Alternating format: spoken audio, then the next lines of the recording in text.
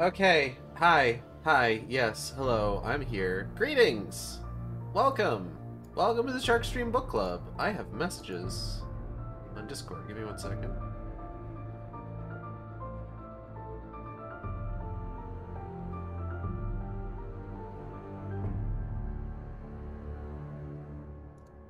Okay. Wow. Boy, it is Friday? Moving around the capital stream has fucked up my sense of time. It's Friday, right? Yeah, Friday, June 16th. There it is on my phone. And today, ooh golly, today, we're reading books. People like books, right? Generally speaking, people are a fan of books. And we are going to be continuing the Alan Wake novelization. I'm going to turn down the OST in the background here just a bit.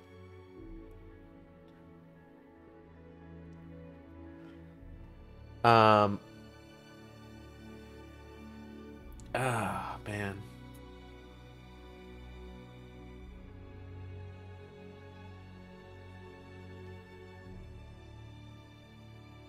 I'm tired. I'm tired today. I don't think I slept particularly well last night, which is unfortunate. But, you know, what are you going to do?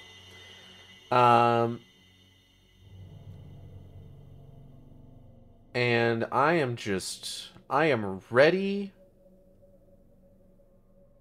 to read. Probably. I'm trying not to, you know, I've talked about this. What am I talking about? I've talked about it before. I've just got words that are trying to come out of me. As you may know, what I generally do is I have an energy drink whenever I stream. I'm trying to do, for the afternoon streams that I'm planning to have, I'm trying not to have energy drinks during the afternoon streams, because, like, if I have to, like, have a second energy drink during the day, like, God, that's just gonna fuck me up so bad. So bad. So bad. So I'm trying to keep energy drink imbibement to just my evening streams. So right now, I just have a soda. It is an apricot tart flavored soda. Or it's just apricot flavored soda. Sweetened with cane sugar. It's like a local brand or something, I don't know. And I'm hoping that, like, at the very least, that gives me a bit of a kick, without me needing to get into the various fucked up chemicals they put in energy drinks. At least not until tonight. In the meantime, I'm kind of browsing through a sale that's going on Xbox Live right now, seeing if there's anything I'm interested in. There really isn't. They have the Pillars of Eternity Complete Edition. I've been a little interested in Pillars of Eternity since finding out that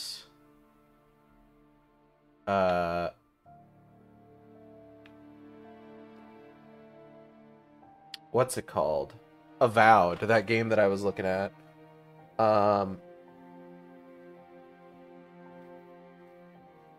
Is taking place in the Pillars of Eternity universe. And, like, I don't know, I'm usually not a huge fan of, like, isometric RPGs.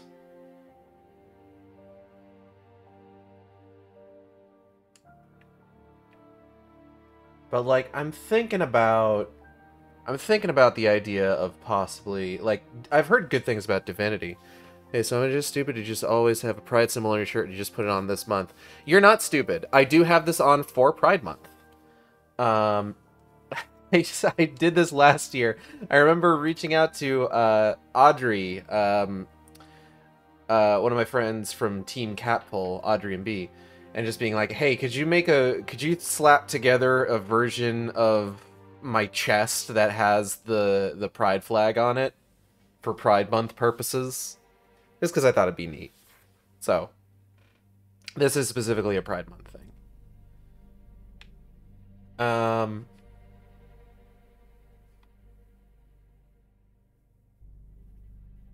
But yeah, isometric games I'm usually not a big fan of. I'm usually more of a fan of, like, third-person, over-the-shoulder, or first-person games. But, like, I mean, I liked Darksiders Genesis well enough.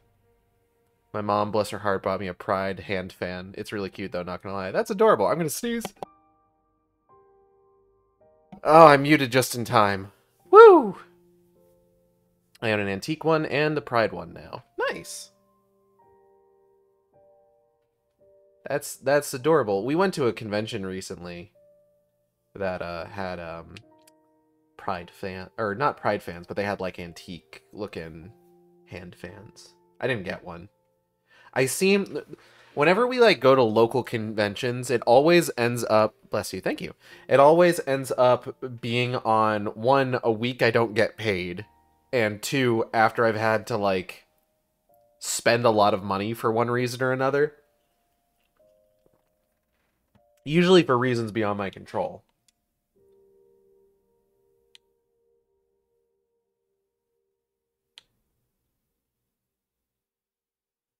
But yeah, like, I've played, like, Darksiders Genesis I really liked, so I'm not opposed to the idea of, like, the isometric angle games.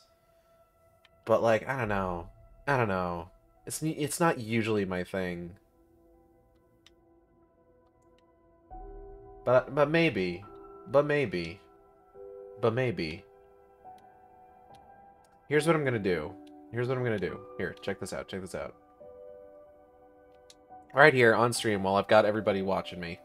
Well, you can't actually see me doing this, but I'm going to go ahead and install Pillars of Eternity 2.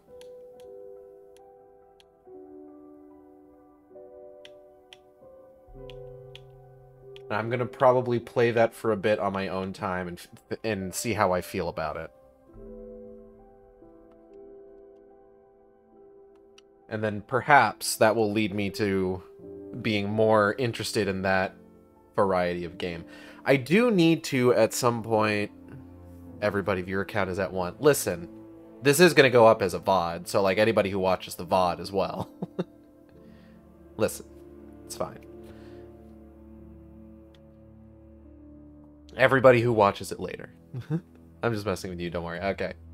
What was I saying? I do want to stream Darksiders Genesis, because it's the only Darksiders game that I haven't played on stream yet. Although I'm also potentially thinking about redoing the other games as well, considering that those were all done, like, especially Darksiders 1 and 2, I did really early on in, like, my streaming career.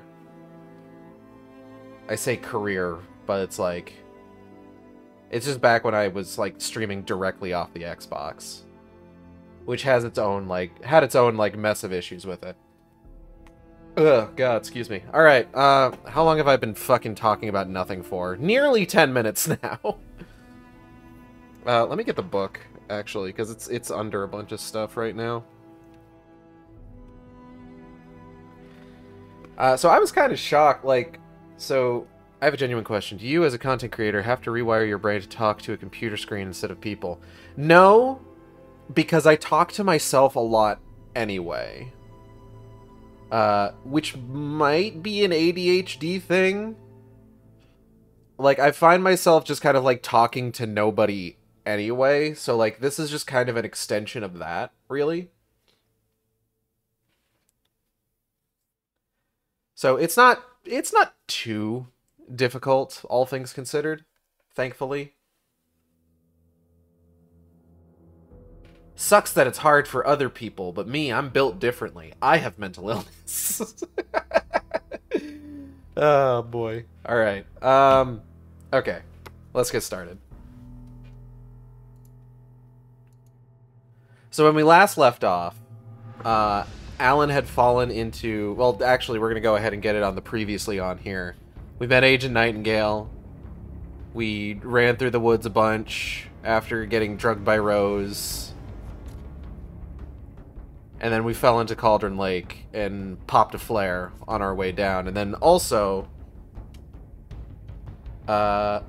we found out that, like, oh no, there wasn't really a kidnapping. Oh, there goes Mott. Bye, Mott. Mott's dead, everybody.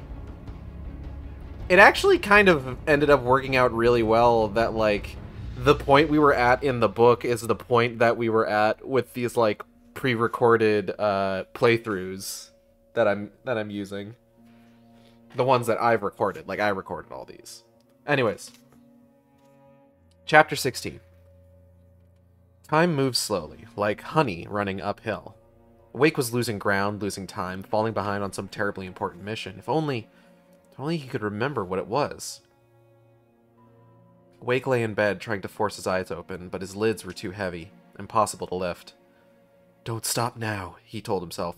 You stop, anything can happen, and usually something you don't want.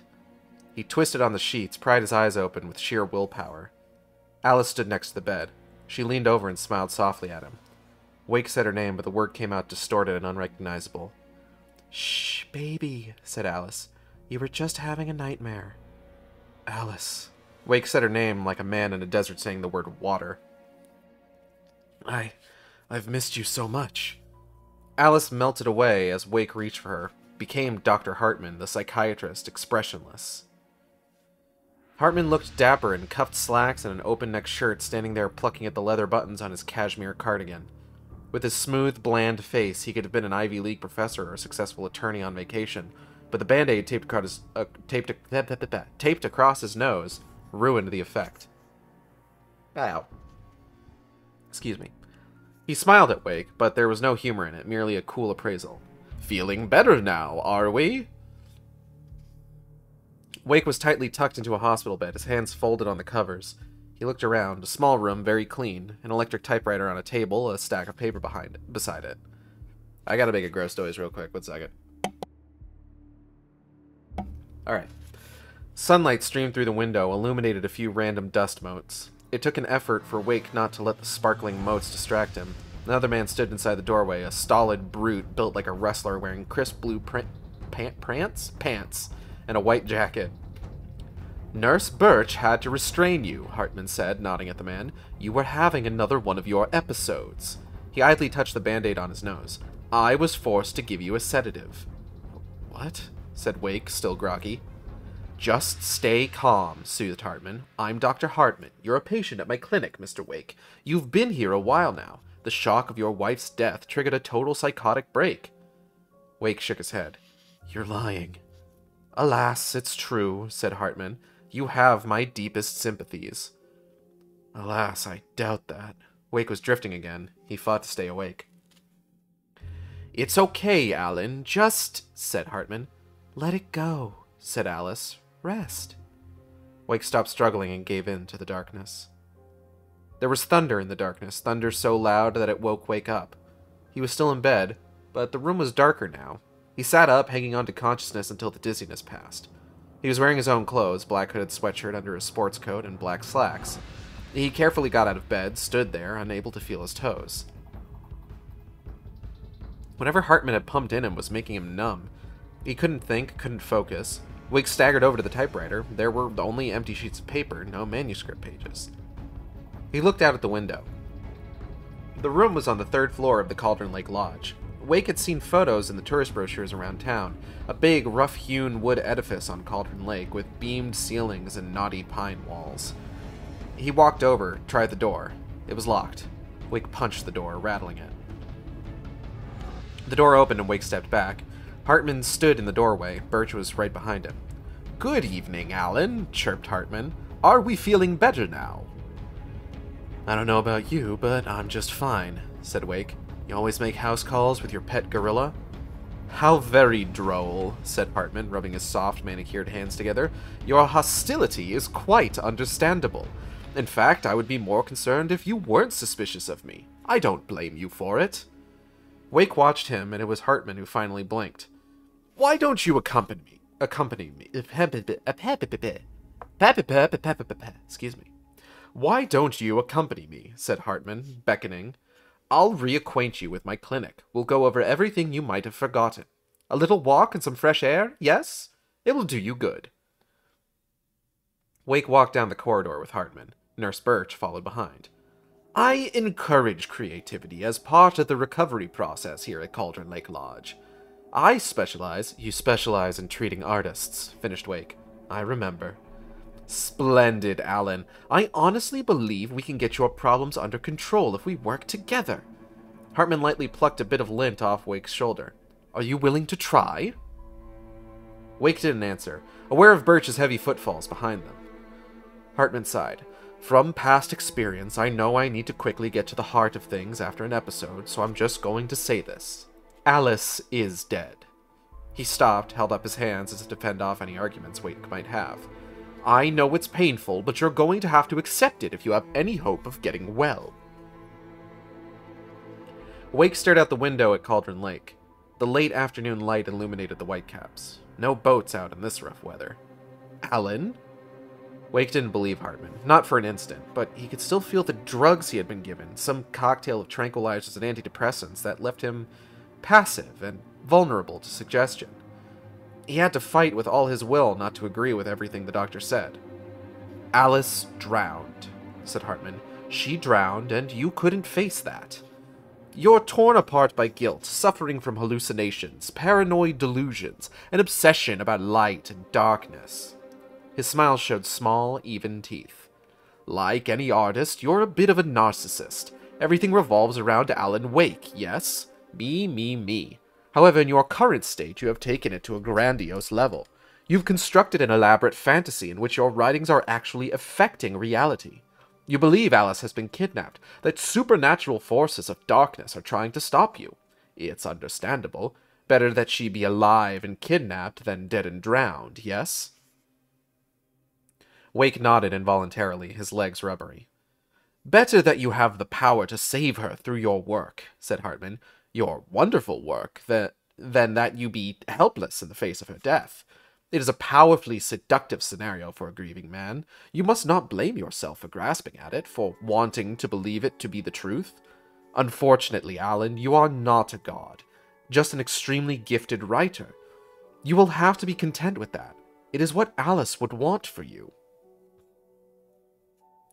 Wake leaned against the wall, rubbing his forehead while waiting for the dizzy spell to stop. The terrible thing, worse than the disorientation and nausea, was that there was a part of him that almost believed Hartman.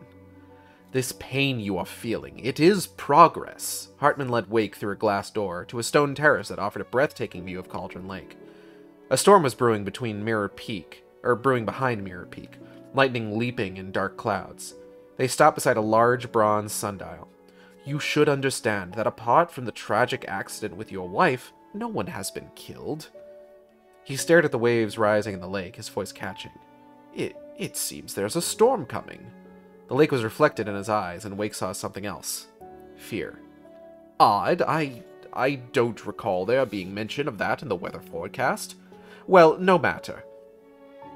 Hartman's concern and his attempt to hide it broke the spell. Wake's momentary acceptance that Hartman might be telling the truth, that Alice was really dead, that everything else, the Taken, the woman in black, bird-like cabin, all of it, was a product of his anguished imagination. He knew better now. Hartman led Wake through another door into the main hall of the lodge. A huge room with high, raw-beam ceilings. The walls were covered with antlers and deer heads. You were impressed by my trophies when you first arrived here. Remember? Hartman waited for a response, finally shrugged. I do love to hunt. A scrawny man, quite clearly visible, evidently thinking he was hiding behind furniture in the main hall, darted from one armchair to another, muttering to himself. He jumped out from behind a coffee table as Wake and Hartman passed. Yeah! He pointed a finger at them. I got you both! Emerson, please, said Hartman. I got you good. You sure did, said Wake, humoring him. Emerson looked pleased for a moment, then snarled at Wake. I'm a bad dream, mister. You should be afraid of me. Don't want to run into me in the night, that's for sure. Please, Emerson, chided Hartman. Mr. Wake is upset enough as it is. Okay. Sorry. Emerson looked at Wake. Boo. He dashed away, hid behind a table lamp. We're actually making some progress with Emerson, said Hartman as he and Wake continued their stroll across the hall. I could tell, said Wake. He works on video games, said Hartman, mouth tightening. It's trash, of course, but it does involve some small creative effort, which makes him receptive to my therapeutic methods. He pointed at a pair of closed double doors. That's the entrance to the office wing. Staff only, I'm afraid. He nodded to a bulky female nurse on the other side of the room. You might have noticed the typewriter in your room, Alan. You've been writing as part of your therapy. As soon as you feel up to it, you should continue. I'd like that, said Wake. Can I see what I wrote before? Of course, said Hartman, not missing a beat. Once you are writing again and show signs of progress, we can discuss that. Hartman opened another set of doors and took Wake into a dining hall. A sign on the wall read, "Welcome to the Cauldron Lake Lodge. Please ask friends and family to schedule visits beforehand and to ensure they don't interfere with your therapy and/or periods of creativity." A nearby poster advertised Hartman's book, The Creator's Dilemma, the engaging new book by Dr. Emil Hartman, the author of the best-selling Creative Flow. His groundbreaking techniques, engagement therapy, trademarked, and the flow, trademarked, explained in his own words, now available in bookstores across the country. At a small table sat the two white-haired old men Wake had met at the diner his first day in Bright Falls. They were playing a homemade Night Springs board game. The board was a map of a small town. Two white game pieces sat in the middle, surrounded by many black pieces. "And these two are the Anderson brothers, Odin and Thor," said Hartman. They had a heavy metal band in the 70s and 80s called Old Gods of Asgard. They even adopted new first names to complete the image of Viking gods. After the band broke up, they moved to a farm nearby. Wake waved to the brothers. "Nice to see you two again." "My rheumatism's killing me," said Odin, oddly dapper with his eye patch, his bright blue eye glaring at Wake. "There's a storm coming, a big-ass storm." "I remember you," Thor said to Wake, plucking at his white beard. He beat on the table with a toy plastic hammer, the thing squeaking every time it hit the surface. "You played the coconut song for us." "The brothers are in advanced stages of dementia," said Hartman. "They are well cared for, but there's nothing more that can be done. I'm afraid that the rock and roll lifestyle has left its mark." Thunder rumbled the windows, the storm dark and threatening. Closer now. "Told ya!" Odin called to them. "A big-ass storm!" Thor beat on the table with the plastic hammer. "I bring the thunder!" The lights went out for a moment and then flickered back on. Hartman looked around, worried. Lightning crashed. "What's wrong?" Wake said. Hartman acted as though he hadn't heard him. I'm so sorry to cut this short, Alan, but the power has been acting up. I'd better go check on it. Meanwhile, when you feel up to it, return to your room and try to write. It really is for the best."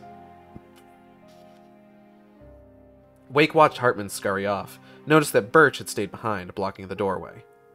"I'd like to bash Nursey's head in with a hammer," said Thor, pounding the table, squeak, squeak, squeak. He looked at Wake. "He'd love to fish out our secrets, but he has no clue. He's not crazy enough. Not crazy like us, Sonny." He jumped up, did a jerky little dance. He was well over 6 feet tall. "Being crazy's a requirement, Sonny," said Odin, peering at Wake. "Who else could understand the world when it's like this? It takes crazy to know crazy." Wake nodded. "That's the sanest thing I've heard in a while." Thor slapped Wake's back. "Zane, you're all right, Tom. Hey, we like him, don't we, bro? He's gotta go to the farm." They thought Wake was Thomas Zane, confusing one writer with another one. He went along with it. Thor was strong for an old man. His slap on the back almost knocked the wind out of Wake. "The Anderson farm! Valhalla!" "We wrote it all down lest we'd forget," Thor whispered to Wake. He glanced over at Birch. "A crash course. All you need to know to get your head right. You need to find the message." Odin reached into his pocket, pulled out a folded piece of paper. "Here, Sonny," he said, handing it to Wake. "Here's something for you. Gave me a rash, but I kept it safe from these bastards." Wake unfolded the piece of paper. It was a manuscript page. One of his manuscript pages. He looked into Odin's bright blue eye. Thor nodded. "Don't let Hartman find it." He leaned closer to Wake. "Hey, Tom, you got any booze on you?" Wake shook his head. "I wish I did. Does Hartman—" "You're in luck, Tom," said Odin. "We have a stash of the special stuff at the farm. Our own formula, local ingredients, medicine. Clears your head right up. Makes you remember, like moonbeams on the brain." Thor flicked the leather patches on Wake's sport coat. "Leather patches on the elbows. It's not very rock and roll," he grumbled. "Tom's just lost is all," said Odin. "Baba Yaga got to him too, the damn witch." Wake looked from one to the other. Baba Yaga? The woman in black? Odin spat on the floor. Barbara Jagger, that's her. She took my thunder, the witch, said Tor. She took something from you, too, didn't she? Yeah, said Wake. She did. This place, the lake, it gives you power, said Odin. If you're an artist. His face darkened. Musician, writer, poet, painter, she doesn't care, but she makes sure everything you create comes out twisted and wrong. Just ask the lamp lady. She knows what happened to that other writer. Tor glared at Wake. She's been using you, boy, and you let her. You went and opened the door for her, didn't you? No, I didn't, said Wake. Now, said Odin. It was already open a crack. What door? Said Wake. Doesn't mean he had to open it all the way, god damn it, Tor said to his brother. What exactly are you talking about? We built the farm close to the lake, said Odin, beating on the table again with a toy hammer. I don't know why Odin's doing that, but, you know, whatever. The place of power. That's what we wanted. The parties we had there, man, said Tor, raking his fingers through his wispy white beard. You should go there. Have a party of your own. See you later, said Wake. I'm serious, said Tor. You should go there. He could hear the Anderson brothers shouting behind him, bellowing at each other, but he kept walking. Wake needed to get into the staff-only wing. Hartman had the manuscript pages that Wake had collected. They would be in his office. Wake just needed the key. Lightning crashed outside. Birch intercepted him by the door. You're going to give the writing a shot, Wake? The typewriter's in your room. Female nurse walked over, a thick-set woman with wiry brown hair and big hands. Her name tag read Sinclair. Hey, Birch, she said. We may need to put a lid on the Anderson brothers. You know how storms send them off the edge. Lightning flashed again, froze the room for an instant with hot light. Odin howled. Tor joined him. Birch looked past Wake toward the brothers. You stay here, Wake. We gotta take care of this. Wake looked back, saw the two nurses moving quickly toward the brothers. Children of the Elder God, cheered Odin. Scourge of light upon the dark. Everybody calm down, said Sinclair. You boys need to go to your rooms. Do it, fellas. Children of the Elder God, shouted Tor, bringing the hammer down. A chunk of wood flew off the table. Wake stared, moved closer, not believing what he had seen. Outside, the storm was rising, the lake a sea of whitecaps, the wind shaking the windows of the hall. Put the hammer down, Tor, said Sinclair.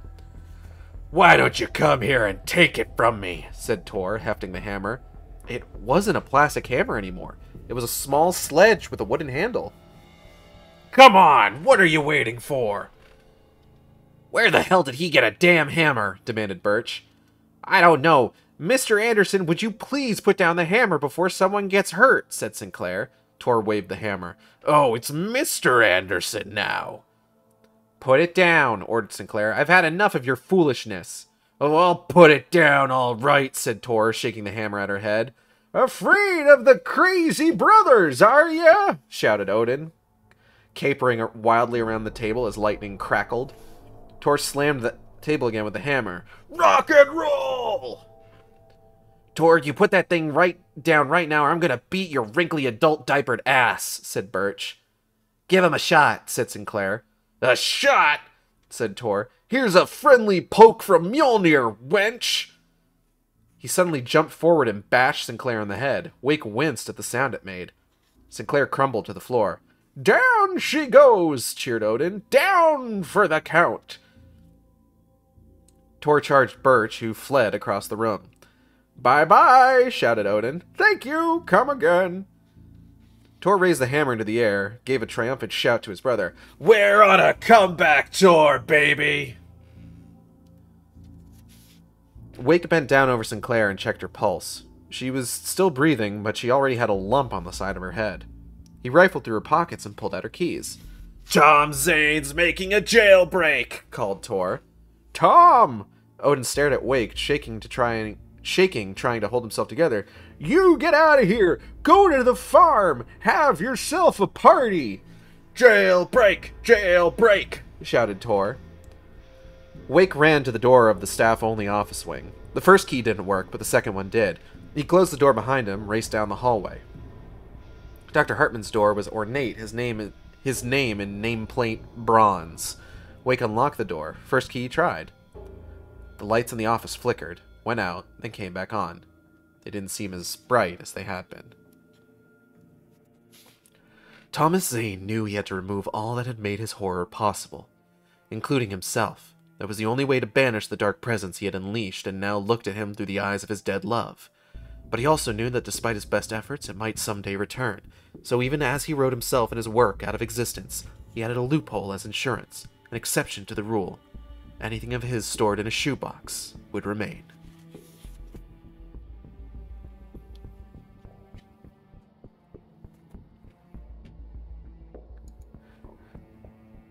So this chapter actually ended up covering quite a bit.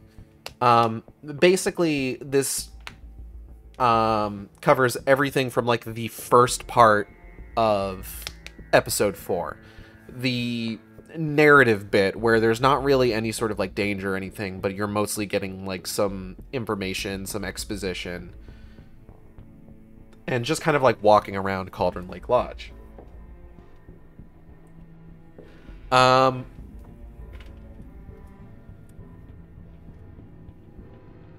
So let's discuss what we've got going on here.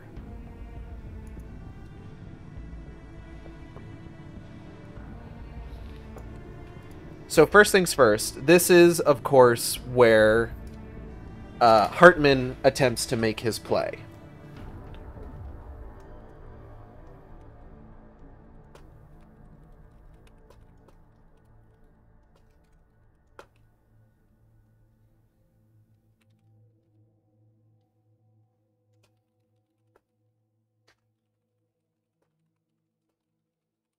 It is essentially a very elaborate gaslighting. Trying to tell him, hey, all this stuff that you've been going through, none of it happened. Your wife's dead. It's tragic, really, that you have constructed this elaborate scenario where you're the hero and your writing is affecting reality. You're such a narcissist.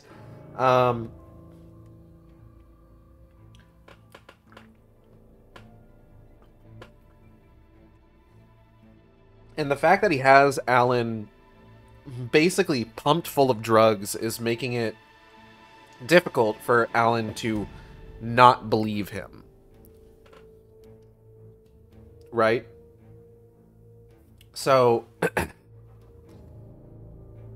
as a result, I'm losing my train of thought in the middle of my sentence. As a result, you have these moments where, like, Alan is, like, in the game, he talks about, like, having to dig his nails into his palms to kind of, like, keep himself in the moment and not, like, lose himself to the things that Hartman is saying. And honestly, like, the first time playing through this game, it's kind of effective, the way that the game presents this.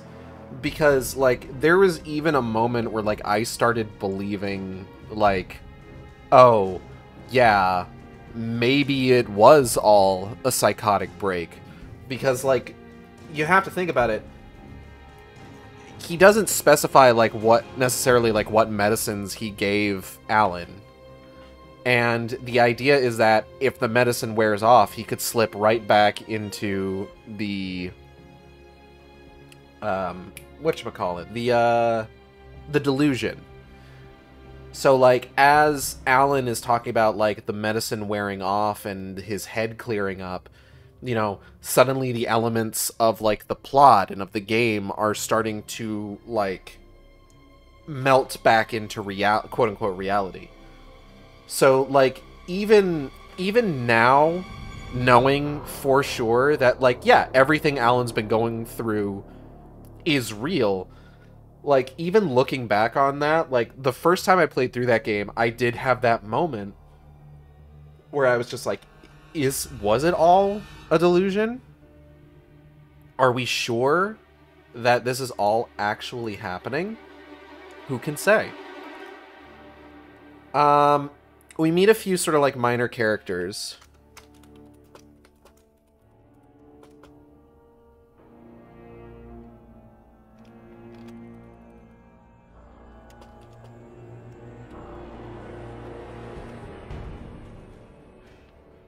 Birch and Sinclair are both members of the Cauldron Lake Lodge team. They're nurses. And because they're dealing with... They're very, like, physically imposing nurses, also. For the purposes of being able to, like, deal with, like, some of these, like, rowdier patients. It should also be noted that it hasn't come up in the book yet, but I don't doubt that it's going to. In addition to Birch and Sinclair, Mott was also part of the Cauldron Lake Lodge team. Like, publicly facing, you know? Alan was more or less lucky that he didn't... Or, like, I guess Mott was luckier than anyone else, that he didn't meet up with Alan Wake anywhere where, like... people would have recognized him, because like Mott is one of the people that's front and center in like the staff photo for Cauldron Lake Lodge. One can only imagine what his fucking like role was there.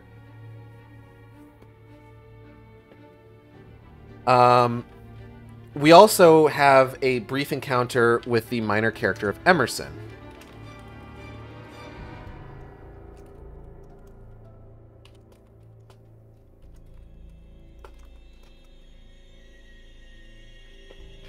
Now, Emerson, within the context of the story, is a game developer. And Remedy Games takes this opportunity to kind of, like, poke fun at themselves and poke fun at the gaming industry with Emerson.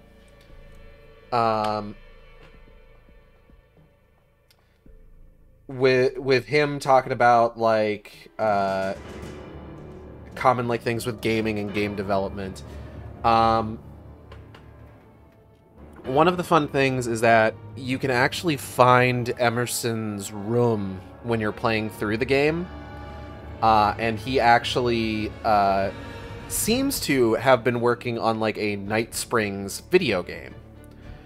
In the original version of the game, when you find his room, it's actually got an Xbox 360 in it, and a copy of the Night Springs video game. More recent versions of the game have like a more generic like console box sitting in the room, but still Night Springs. And I think there's also a bunch of like game development like documents and stuff like all over his room that I think might just be straight from like Alan Wake's development. I don't really recall right offhand, but like when I did visit Remedy in 2010, I did get a chance to see a lot of like the design documents, level layouts, and stuff like that for Alan Wake. So it wouldn't surprise me if, like, for the purposes of, like, establishing Emerson as a game developer, they went ahead and threw, like, a bunch of other stuff in there. He also has a poster for one of Remedy's earliest titles, Death Rally, in his room, which is also a pretty fun little callback. The Night Springs video games in the Xbox 360 cases would actually go on to be a collectible item in the second DLC. I remember when I played an early version of that DLC when I visited Remedy in 2010, they hadn't yet added any sort of like sound effect to those to clue people into that there's one nearby. I think currently it's still the Xbox 360 startup noise, even in the remaster. But I haven't played those levels in the remaster for a while, so I can't say for sure. Now, oh, another thing about Emerson, when he climbs over the couch in the game, it's actually just like pose for pose, Bob climbing over the couch in Twin Peaks Season 1. Was it Season 1 or was that Season 2? Whatever. Anyway. Now, something that is actually kind of important to touch on. one thing that's neat is that the... Well, actually, before we even get into Odin and Tor... Oh, hold on.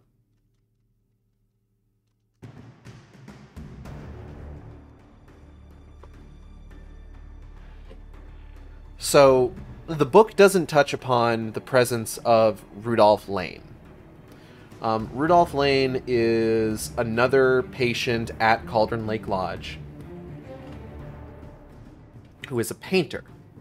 And I think it's a missed opportunity to not touch upon him because, you know, as we learn from Odin and Tor specifically, they talk about how, like, the place is...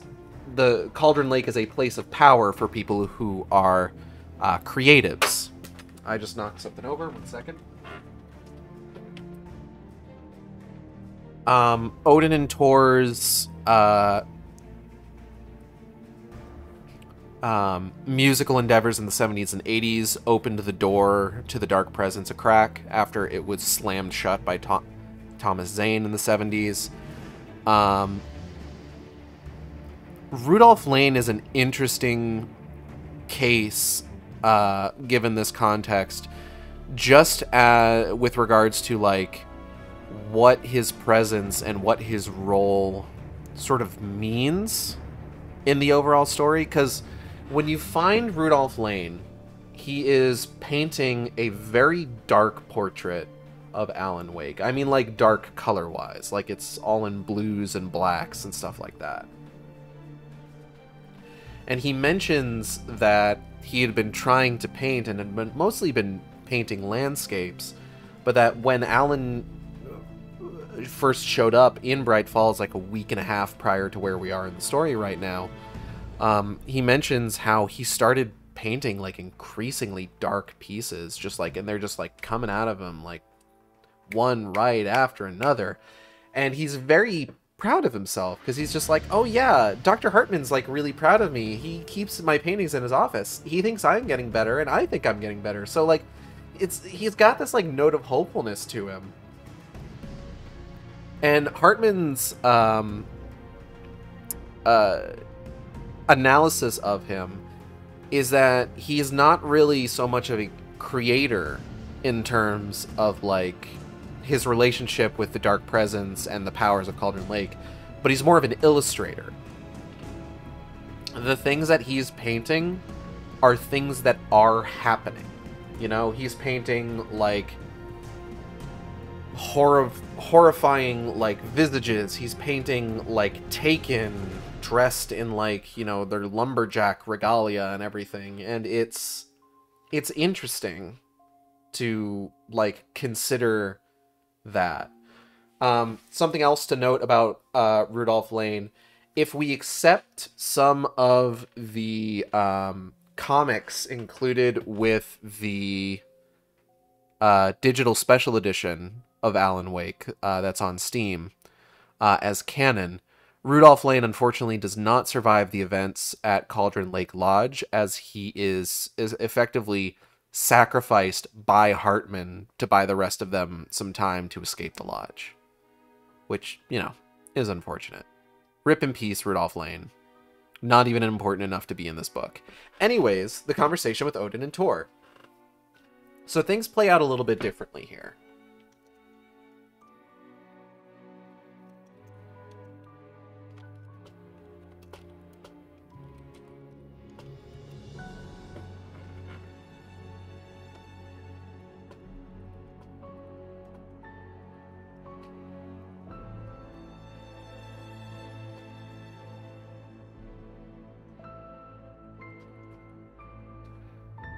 So some of their lines are switched around.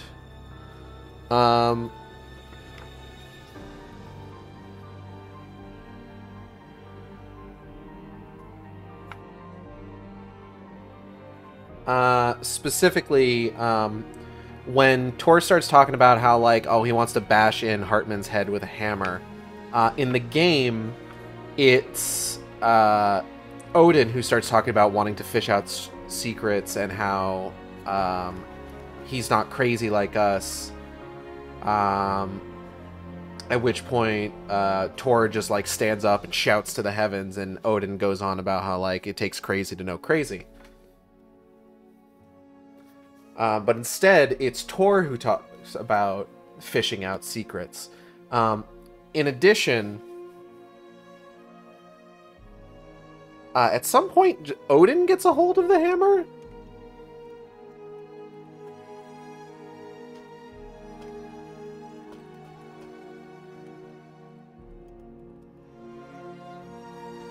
Which is a bit odd, perhaps. In the game, of course, Thor has a hold of the hammer basically the entire time. Now, here's the other thing that happens. Generally, in the game, what's supposed to happen is that... And it's kind of interesting. The book actually covers a lot of the dialogue that you get just by kind of, like, hanging around near them. It goes through a lot of, like, the voluntary dialogue. The stuff you don't need to hear. The stuff that isn't included in, like, the cutscene or the scene immediately following the cutscene. There's stuff that you don't hear about, like, if you just leave the area immediately. Most of the stuff about, like, taking the lightning, Baba Yaga, and stuff like that. There's a line that didn't make it into the book when they're talking about Fat Bob Boulder dying of a leukemia. At that point, Alan's already gone. But rather than being able to make it all the way back to his room...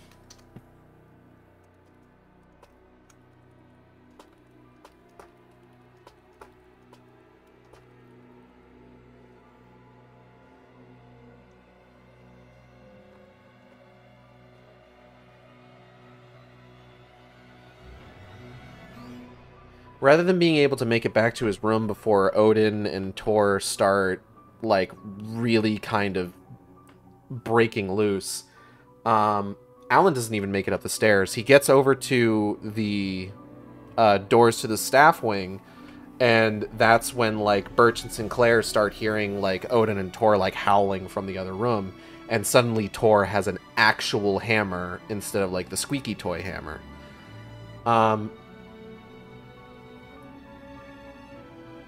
Which, I mean, like, I don't know. The book goes into a lot more detail, if I recall correctly, about Alan not being able to type anything or write anything new. Just kind of, like, on his own right now. But the game does use this particular moment to reinforce it, where you do go back to your room, you sit at your desk in front of the typewriter, and the glare from the blank pages just hurts Alan's eyes. And he's not able to get anything done. And then that's when you hear Odin and Thor going nuts, and Birch runs off. And then as you're running down there, you hear Thor hit Sinclair with the hammer. The line about beating his wrinkly adult diapered ass was originally said by Odin as a taunt towards Birch, rather than it being a threat from Birch. And I think that's generally better in the game. But yeah, it does result in, like,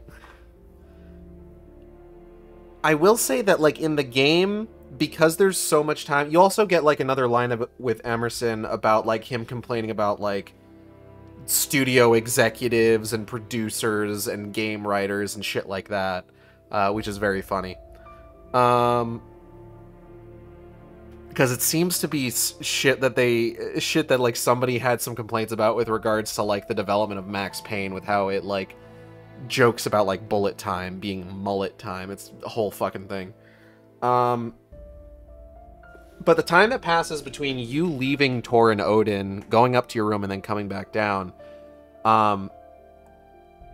could result in, like, something, in some sort of, like, conceivable scenario where Thor somehow manages to track down an actual fucking hammer. In the book, because Alan never makes it back all the way back to his room, and then he goes back and they find that Tor just has a legitimate hammer now. It almost makes it seem like the presence of the storm transformed his squeaky toy hammer into an actual fucking sledgehammer. Which I find honestly almost more hilarious and more interesting of a fucking twist than him just, like, he has a hammer now. And I think in the game, it's just a regular, like, it's just a hammer, you know? It's got, like, the head and, like, the claw on the back for removing nails and stuff like that. Like, I don't think in the book, it's not specifically a sledgehammer or anything like it is in the book. And then Alan gets into the staff wing. And that's where our story will pick up in Chapter 18. Let's go ahead, or it's Chapter 17, excuse me. And we begin in medias res. "So, how did you end up here?" started Wake. "The cops released me after they picked me up at the trailer," said Barry, brushing off his Hawaiian shirt, a psychedelic yellow silk print featuring pineapples and exploding volcanoes. "The sheriff was all apologies, but that FBI agent was a real ass." "I'd have arrested you just on the basis of that shirt," said Wake. "It's a classic," said Barry. "Anyway, after the cops let me go, I get a call from that son of a bitch Hartman, who told me that you were here and I should come pick you up. When I got here, 2 goons clobbered me and locked me up." "I'm trying to find Hartman's office," said Wake. "Knowing the right answers is my business," Barry pointed. 2 doors. Hey, wait up!" As Wake unlocked the door to Hartman's office, the lights in the whole building flickered, went out, and then came back on. They didn't seem as bright as they had been. "We should get out of here," whispered Barry. "I'm not a fan of darkness." "Soon," said Wake. Hartman's office was elegant and spacious, but too precise and neatly arranged for Wake's taste.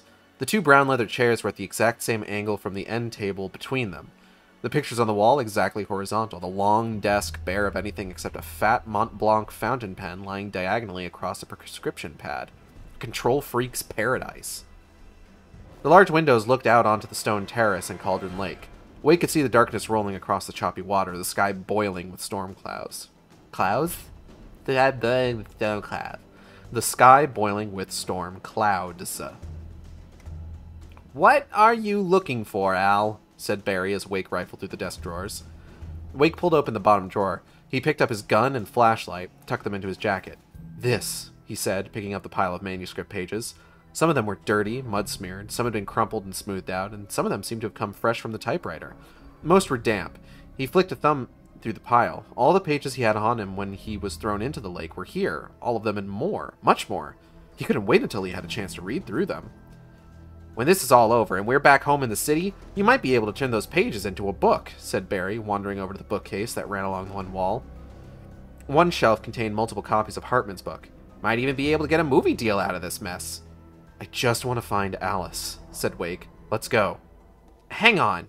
Barry pawed through a whole shelf of tiny audio cassettes with names printed on them. "Hey, check this out." He handed Wake He handed Wake a cassette with the name Alice Wake written on it in script prim. The script prim. Wake held the tape in the palm of his hand. It felt as light as a dandelion, but weighty somehow. Had Alice been a patient of Hartman's? Wake felt lightheaded. Not for the first time, he wondered if he might be having a psychotic breakdown, or if he was lying in a hospital bed somewhere after an accident, lost in a coma and dreaming this whole thing up. Wake examined the date written on the cassette case, saw that it had been recorded prior to him and Alice leaving New York. Wake felt relieved by the simple notation. Alice hadn't been a patient. Hartman had simply recorded her phone calls to him, building a file before he ever met Wake. The lights flickered again. Wake saw another familiar name on the shelf, Agent Nightingale. The FBI agent who had chased him at the trailer park, the man who had tried to shoot him. "There's a guy who needs to see a head shrinker," said Barry, seeing the cassette. "Nightingale wanted to put me in prison just for knowing you." Wake tucked both cassettes into his jacket, along with a micro-cassette player, which lay on the top of the bookcase. Time enough to listen to the tapes later. He had his hand on the doorknob when he noticed the framed photo on the office wall. the staff of the lodge, all of them standing near the sundial outside the lodge, the lake behind them. "What's wrong, Al?" Wake tapped the man standing next to Hartman. "I know this guy." He checked the names below the photo, left to right. Ben Mott. He was the kidnapper. The one who pretended to have Alice. The one who had been carried away by the dark presence. Mott had been working for Hartman all along. Wake remembered him pleading with the darkness, telling it that they never had Alice, that the whole thing had been a trick to get Wake to cooperate. "Yeah?" said Barry. "Talk to me." "Nothing," said Wake. "Just trying to figure things out. I'll tell you later." The door opened and Hartman hurried in, cried out as he saw them. You startled me, Mr. Wake. Lovely to see you too, Mr. Wheeler." He had regained control of his voice, but the doctor was still trembling. Wake didn't think it was because of the sight of him and Barry. "You really shouldn't be in here, Alan. Not only is it a privacy violation, an ethical and legal breach, but it's going to set back your recuperation. We need to trust each—" "I know what you did," said Wake, so angry it felt like his skin was on fire. "I know about Mott." "Mott?" Wake pulled out the pistol, shoved into Hartman's bland face, backing him up against the desk. "Tell me one more lie. Go ahead. Do it." Hartman's face glistened with sweat, but he tried to shrug off the threat. "No need for histrionics, Alan. Let's work together on this." "No, we can't," said Wake, the gun steady in his hand. "You're too emotional," said Hartman. "Don't you see? With your creative ability—" He plucked at the collar of his shirt. "And my own rather unique skill set, we could create something absolutely wonderful." Lightning flashed, and the thunder rumbled right behind it, seeming to shake the very foundations of the lodge. The overhead lights flickered and went out. This time they stayed out. A roaring came off the lake now, louder than the thunder, beating against the windows of the office. Wake saw the glass dripping with shadows, darkening, the dark presence working its way inside now. Wake pushed Barry toward the door, followed him into the hallway, and slammed the door behind them, leaning against it with his full weight. Hartman beat against the door, screaming, trapped inside as the roaring in the office grew louder and louder. Wake recognized the sound Hartman was making, the high-pitched keening, that mix of absolute pain and absolute terror. He had heard the exact same cry from Mott at Mirror Peak as he was carried away by the dark presence. Just as suddenly as the roaring stopped, and there was only silence on the other side of the door. Barry dragged Wake down the darkened hall. The fuck was that?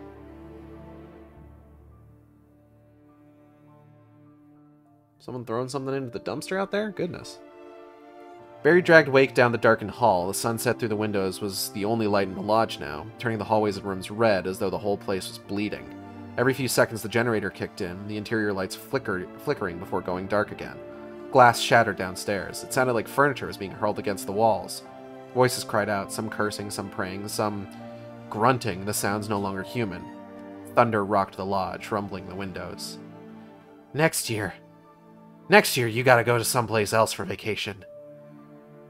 "Watch out for that stuff," said Wake, pointing at the black goo puddling on the landing, slowly trickling down the stairs, its surface slick and shiny in the sunset.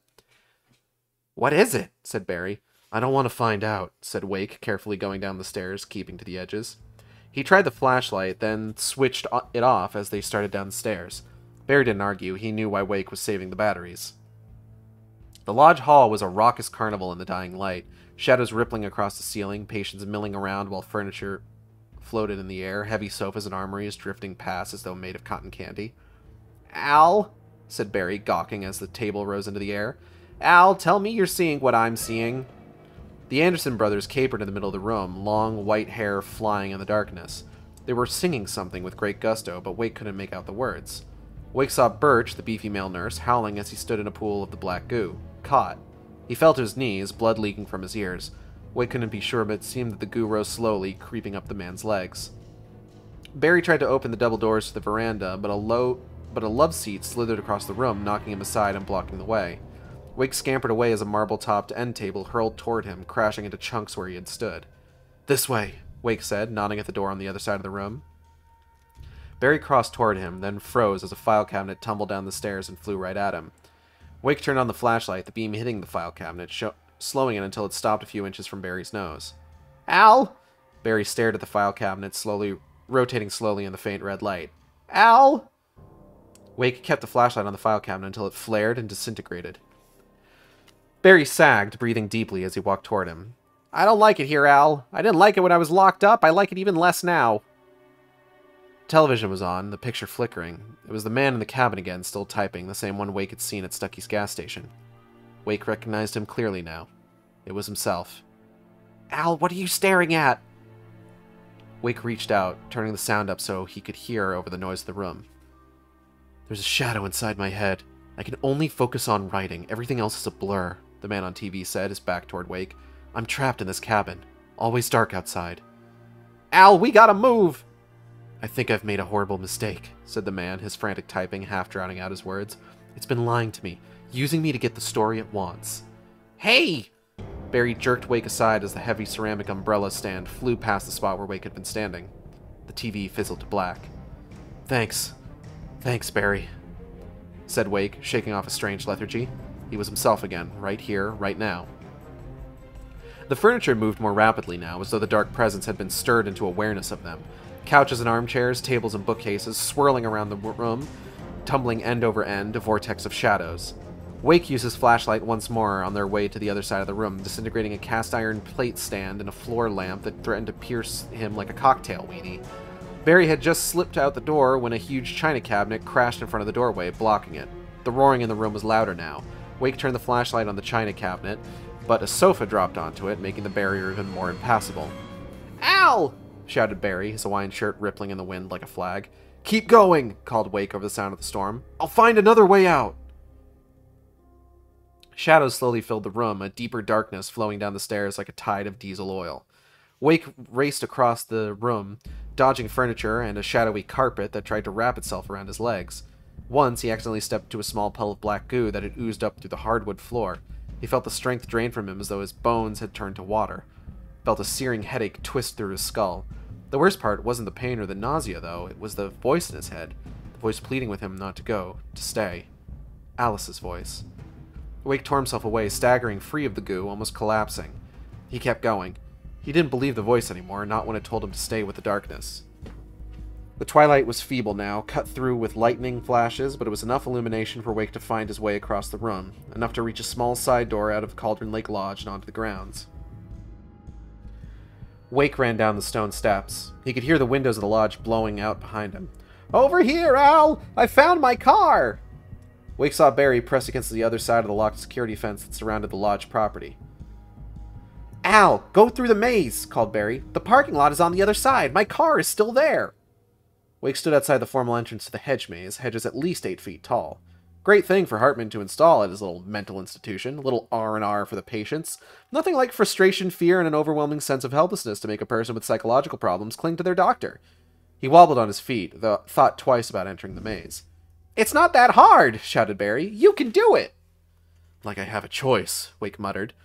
He looked back at the lodge, saw it covered in shadows, the darkness flaring as it crawled over the roof, the balconies, dripping down the walls. Wake turned away and hurried into the maze. It was dark in the maze, darker than the twilight, and Wake needed his flashlight. The batteries were weaker now. He took the first right-hand turn, then a left, trying to maintain a sense of direction. The wind had died. The loudest sound in the maze was the crunching of his feet on the gravel path, and his own heavy breathing.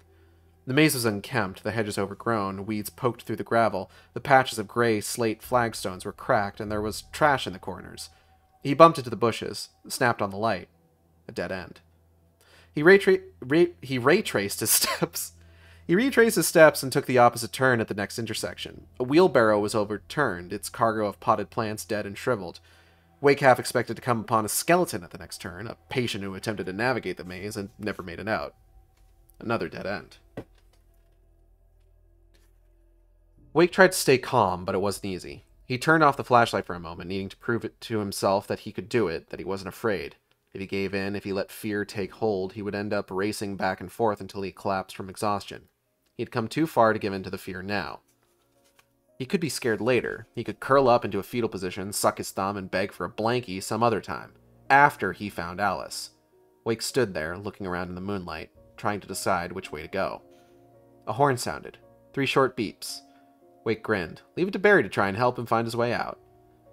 Wake did his best to follow the Barry's periodic horn beeps. but it seemed like he was going around in circles. He took a left, kept walking, then took the next right. He didn't remember how long he had been searching for a way out of the maze when he noticed something odd. His footsteps on the gravel path were echoing, which was crazy. Wake walked on, stopped, started walking again. The sound was definitely doubled. It wasn't until he heard the low guttural voice that he realized what was really happening. He wasn't alone in the maze. Someone was tracking him. "You don't sleep for a few days, you miss the clues, Wake," he told himself. He switched the flashlight on, took out the pistol, and ran. Beep, beep, beep. It sounded like Barry was just a few rows over. Wake took a right, tripped over a broken ceramic bird bath, sprawled face down to the gravel, the flashlight going out as it skidded away from him. "You can't have the TV on if you don't You can have the TV on if you don't fight about the channels." The voice came from the other side of the hedge, a manic voice, the words oddly inflected. Wake quietly fumbled around for the flashlight. The gravel was noisy under his fingers. "You get 2 pills in the morning, and then you'll be nice and calm all day long." The voice was moving the same direction that Wake was going, but the Taken had made a mistake. That row led to a dead end. Wake had time to get out. Eager now, Wake scuttled forward on his hands and knees, sweeping around for the flashlight. "What are you doing out of bed? Dr. Hartman will be so disappointed." That voice, it shouldn't be where it was. Wake's hand closed over the flashlight, and he shined it upwards, saw a man covered in shadows scuttling atop the hedges. The man launched himself over the hedges, landing heavily in front of Wake. 3 pills in the evening, and you'll sleep like a baby." There was something in his hand. Wake turned the flashlight on the man, saw the shadows smolder before the light went out. Time enough for him to see that it was Birch, had been Birch anyway, and he was holding a pair of hedge clippers. Wake beat the flashlight against the palm of his hand as the Taken advanced, the clippers going snip, snip, snip. "Stop struggling!" Snip, snip, snip. "We're all friends here. This is just part of the therapy." Snip, snip, snip. Wake smacked the flashlight against his hand harder and harder, trying to get it to work. Snip, snip, snip. Closer now, as Birch crunched across the gravel. Wake whacked the flashlight, and the light blazed. Blinking, he shined it directly in Birch's face, the Taken close enough to touch. It winced, the shadows sliding away, falling away, shimmering in the light. Wake kept the flashlight on the Taken as he shot it in the face, shot it again and again until it dissolved like dust motes sparkling. And Wake remembered the dust he had seen this morning, waking up with Hartman standing over him. He wondered where Hartman was now. Wondered if he was a Taken now, too. Beep! The sound shook Wake out of his reverie, started him moving again. He heard someone behind him again. No, more than one. He skidded around a turn, digging in, sprinting down the right-hand path. Beep, beep, beep. Wake could hear the voices of the other Taken behind him, others lost in the maze, hopping hedges. He burst out of the row, saw the exit and Barry in the parking lot, waving to him from the car. Beep! Wake almost tore off the door on the passenger side in his haste to get inside. He sat there, panting, unable to catch his breath as Barry drove away. Feeling an itch at the back of his neck, Wake suddenly turned around. A Taken stood just inside the maze, watching the car, watching Wake. The creature covered so thickly with darkness that whoever he had been was unrecognizable now. Wake glanced in the rearview mirror as Barry drove out of the parking lot. Taken still stood there, as though he had all the time in the world. When Thomas Zane fell for Barbara Jagger, it had happened fast. She was young, vibrant, and beautiful, full of life. He had never been a very happy man, and without any seeming effort she had changed all that. Zane felt good for the first time in his life. Everything she did was another piece of a jigsaw puzzle he hadn't even known he'd been missing. Best of all, she made the words flow, strong and sharp. She was his muse.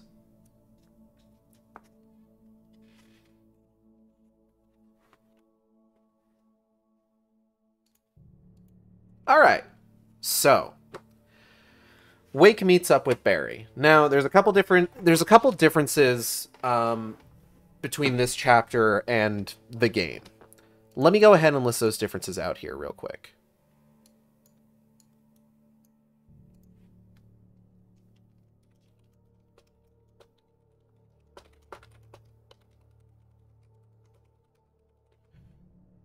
So first off, there's no mention of Rose's cardboard standee that Barry in the game says he stole from the Oh Dear Diner to get back at her for drugging them.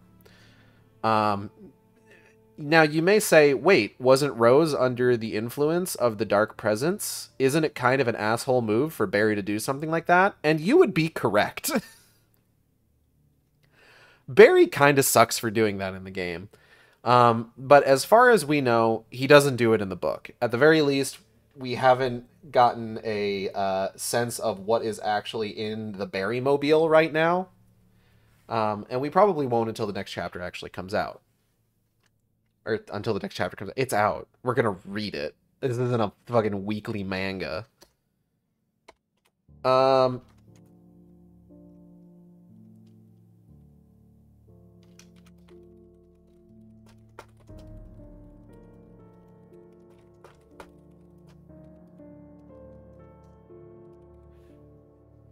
Alan's exploration of the grounds of Cauldron Lake Lodge is limited pretty much specifically to the hedge maze. In the game, the hedge maze isn't exactly a sprawling like labyrinth or anything like that. It's a pretty easy thing to get through, honestly. But the book, like, there really isn't anything too notable about other parts of the grounds from the game. You know, there's the gazebo you fight Birch in, which we'll get to that in a bit here. There's a few, like, paths, some, like, cobblestone structures and stuff like that, but nothing particularly as interesting as the hedge maze itself. So I don't think cutting back what is done on the grounds to just the hedge maze is necessarily a poor choice. I think if you're needing to, like, reduce what you're touching upon in, like, the novelization of a video game to just basically hit, like, the major story beats, the hedge maze is probably one of the better things to keep while cutting out the rest of the grounds.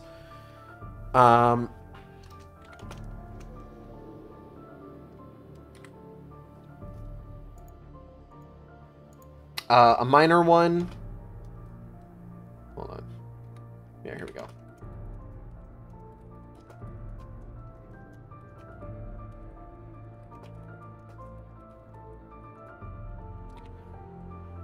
Alan gets his flashlight from Hartman's office along with the manuscript pages and his gun. In the game, he just gets the gun and the manuscript pages. He doesn't get a flashlight until Barry hands it to him through the gate leading to the parking lot.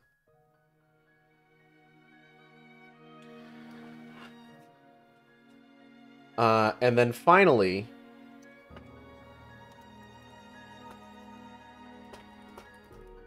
Birch is fought in the maze. In the game, you get out of the maze and you fight Birch in a gazebo. Now, my playthrough that I have displayed hasn't gotten to that point yet. It's unfortunately the first time that I die in this playthrough.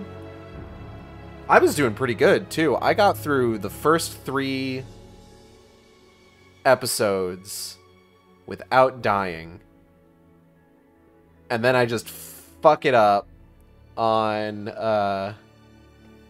episode 4 twice. I think I died twice during this episode, which I think is just, it's kind of funny to me that it's just like I got this far and then like I just fuck it up trying to be a cool guy.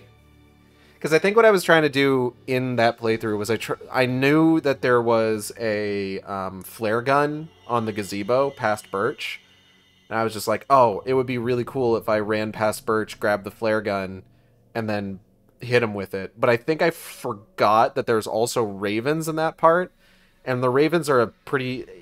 It's tough to not get distracted by like one enemy or the other and then get like hit by the one you're not paying attention to. Now let's talk about Hartman's fate.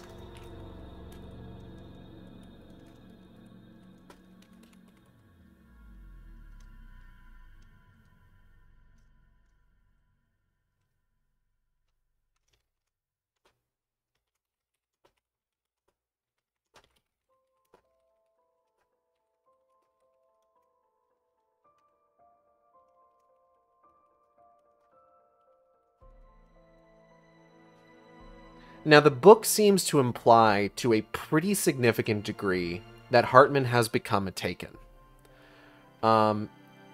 He mentions hearing sounds from behind the closed door to Hartman's office that sound exactly like when Mott got grabbed by the ghoulies at the end of episode 3. And then, of course, there is the moment when they're fleeing Cauldron Lake Lodge where he sees the Taken just standing there at the exit to the hedge maze, just watching them drive away. So, the book seems to imply that Hartman has become a Taken.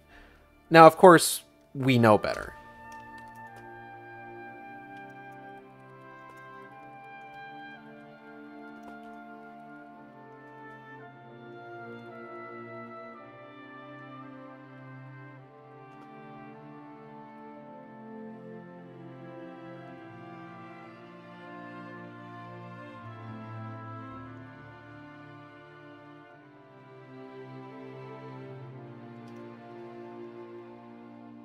Now, in the Steam Special Edition comic that comes with that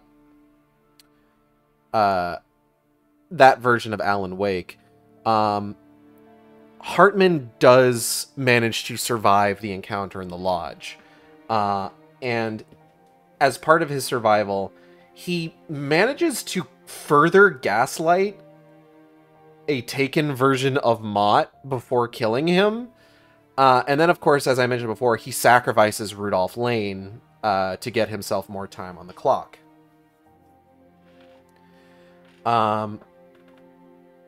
And he manages to escape the lodge with Tor and Odin and a number of other patients. Now, you would think that, you know, after all that,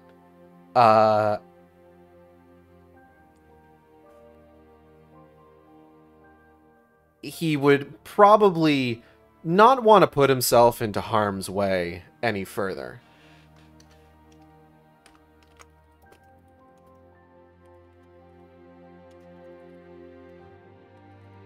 But you would be mistaken. I'm sorry. I thought of that pun like 3 seconds before saying it. I'm just like, oh, this is going to be a banger pun. Was it? You decide.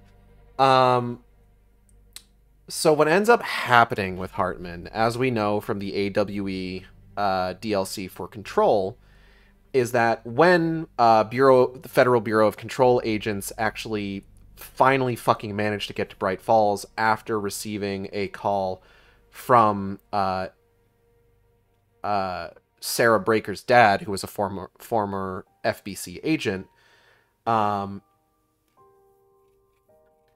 they meet up with Hartman, and Hartman's just like, ah, yes, you know, I managed to survive all this, and I have been studying this phenomenon for some years. You know, I could be particularly helpful to your organization. And they're just like, no, we're going to fine you thousands of dollars and probably arrest you for the inhumane experiments that you have been performing on people around Cauldron Lake Lodge. And he's just like, what? How could you do this to me? I went to college. And in a fit of what I can only say is breathtakingly poor decision-making, Hartman decides, you know what? I should be strong enough to control whatever's in Cauldron Lake, and dives on in, and he becomes a Taken. The Federal Bureau of Control manages to capture him and holds him in the Bright Falls AWE area.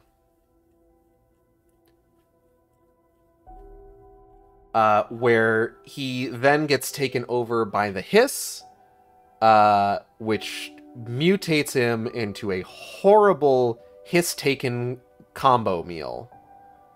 And it's just a disgusting creature, let me tell ya. And then he's killed by Jesse Faden, and nobody feels bad about it. No one, not a single person feels bad at the demise of Dr. Emil Hartman. Fuck that guy. He's a bastard. But anyways, we're not here to talk about Hartman, we're here to talk about Alan Wake. So let's find out what happens to him next. Whoop. Chapter 18. The storm beat against the windshield, the wipers of Barry's rental car barely able to keep up with the pelting rain. Trees loomed on both sides of the narrow road, the headlights boring a tunnel of light across through the darkness. Al, you sure you don't want me to drive toward the nearest leaving Bright Falls come back soon sign? You really want to leave? Said Wake. Barry shook his head. He looked tiny in the red parka that he had put back on. Not a chance, he admitted. Ever since I got here, I've spent half my time so scared I want to piss myself, and the rest of the time I've never felt more alive. Welcome to my nightmare, said Wake, listening to one of the Hartman's tapes through an earpiece. He held up the microcassette player, switched to speaker. Now, Mrs. Wake, can you tell me about Alan's problems? It was Hartman's voice, dripping with false concern. He's more and more out of control, Doctor, said Alice. The parties, the late nights, he's so angry all the time. Wake switched off the speaker. This is how Mott fooled me in the sheriff's station. I wasn't listening to Alice on the phone. Hartman cut up her conversation with him, and Mott played it back to me. They never had her. The storm whipped the trees around them, sent leaves across the road, dancing in the headlights. Barry cursed softly, wiped condensation off the inside of the windshield. Wake waved the manuscript at him. These new pages, they connect a lot of the dots, the random details. Listen to this, he said, holding up a page. In spite of its human mask, to describe the dark presence as intelligent would have implied human qualities on something decidedly inhuman. Nonetheless, it found one spot in the diner that was dark enough. Some light spilled into the corridor, ravaging it, but it took the pain, horrible as it was. The writer would soon fix that. He would be coming to the one place where it still had power. Get it? Said Wake. Alice and I were supposed to rent the cabin from Stucky, but the woman in black met me at the diner instead. She gave me the key to Birdleg Cabin instead. A cabin that doesn't even exist anymore. It's the one place the darkness still has power. It's like I said, Hartman and Mott never had Alice, but the darkness does. Sure, I get it. Barry watched Wake out of the corner of his eyes. Tell me again, who's the woman in black? I thought that the woman who betrayed John... I thought that was the woman who betrayed John Dillinger to the cops. That was the lady in red, said Wake. Are you messing with me? Because I'm not in the mood, Barry. Relax, Al. I'm just trying to take the edge off. This hasn't been a stroll in Central Park for me either. I know, Wake shrugged. The woman in black and the black veil didn't just send Alice and me to the wrong cabin. She was the one I saw standing over me in Rose's trailer. The same one who snatched Mott at Cauldron Lake. Her name is Barbara Jagger. Barbara who? Thomas Zane, the writer. Barbara Jagger was the woman he loved, said Wake. I remember now, said Barry. The locals told me about her. They said she drowned in Cauldron Lake 40 years ago, just before the island sank. Wake nodded. She did, but she's back now. Sort of. He pulled out one of the mud-smeared pages, started reading. For decades, the darkness that wore Barbara Jagger's skin slept fitfully in the dark place that was its home in prison. Hungry and in pain, it dreamed of its brief nights of glory when the poet's writing had called it from the depths. The two rock stars had momentarily stirred it from the deep sleep again. When it sensed the writer on the ferry, the darkness opened its eyes. That's some good stuff, said Barry. There's a book in there somewhere. Departure, though, I'm not sure about that title. Maybe The Dark Place. How about that? You're missing the point, said Wake, exasperated. The darkness wore Barbara Jagger's skin. It's not really her. It's the way the dark presence interacts with our world. The poet who had called it up before, I think that's Thomas Zane. And the two rock stars... Wake had to force himself to talk slowly. The two rock stars. That's got to be the Anderson brothers, the heavy metal rockers that Hartman kept at the lodge. You said they were nuts, Al. Can you blame them? Said Wake. If you had been touched by the dark presence, wouldn't you be nuts afterwards? Lightning flashed behind them. Look, the pages are more than a book, insisted Wake. They're real. They're actually happening. Alice was never kidnapped. She's trapped in the darkness at the bottom of the lake, but she's not dead. He pulled out another page. Alice had screamed until she had no voice left to scream. Around her, the darkness was alive. It was cold and wet and malevolent and without end. She was a prisoner, trapped in the dark place. Barry glanced over at him, then back at the road. The thunder from the lightning flash caught up with them, shaking the car. The terror would have burned her mind out, read Wake, his voice too loud. But one thing made her hang on. She could sense Alan in the dark. She could hear him. She could see the words he was writing as flickering shadows. He sensed her, too. He was trying to work his way to her. He looked up at Barry. I can bring Alice back. I can find her. Barry lightly tapped his thumbs on the steering wheel. Al, I love you, buddy, but you know that, and nobody respects your work more than me, but do you ever think maybe you give yourself too much credit? It's all about the work, said Wake. It always has been. He leaned closer as though the surrounding darkness might overhear them. There's something special about this place. The lake does something to the works of art created here. Makes them come true, but there's a catch. Whatever this dark presence is, it twists the work to its own malignant purposes. That's why Hartman specialized in treating creative types. He wanted them to come here so he could control them, so he had the power. It didn't work out so well for him, did it? Said Barry. The sounds that poor bastard made on the other side of his office door. He shuddered. Save your pity, said Wake. Hartman and Mott made me waste time thinking they had Alice. And he's been using everyone at that clinic for years. They got what they deserved. He fished you out of the lake when the darkness was pulling you under, said Barry. He bragged to me about it, trying to make me think he was a hero or something.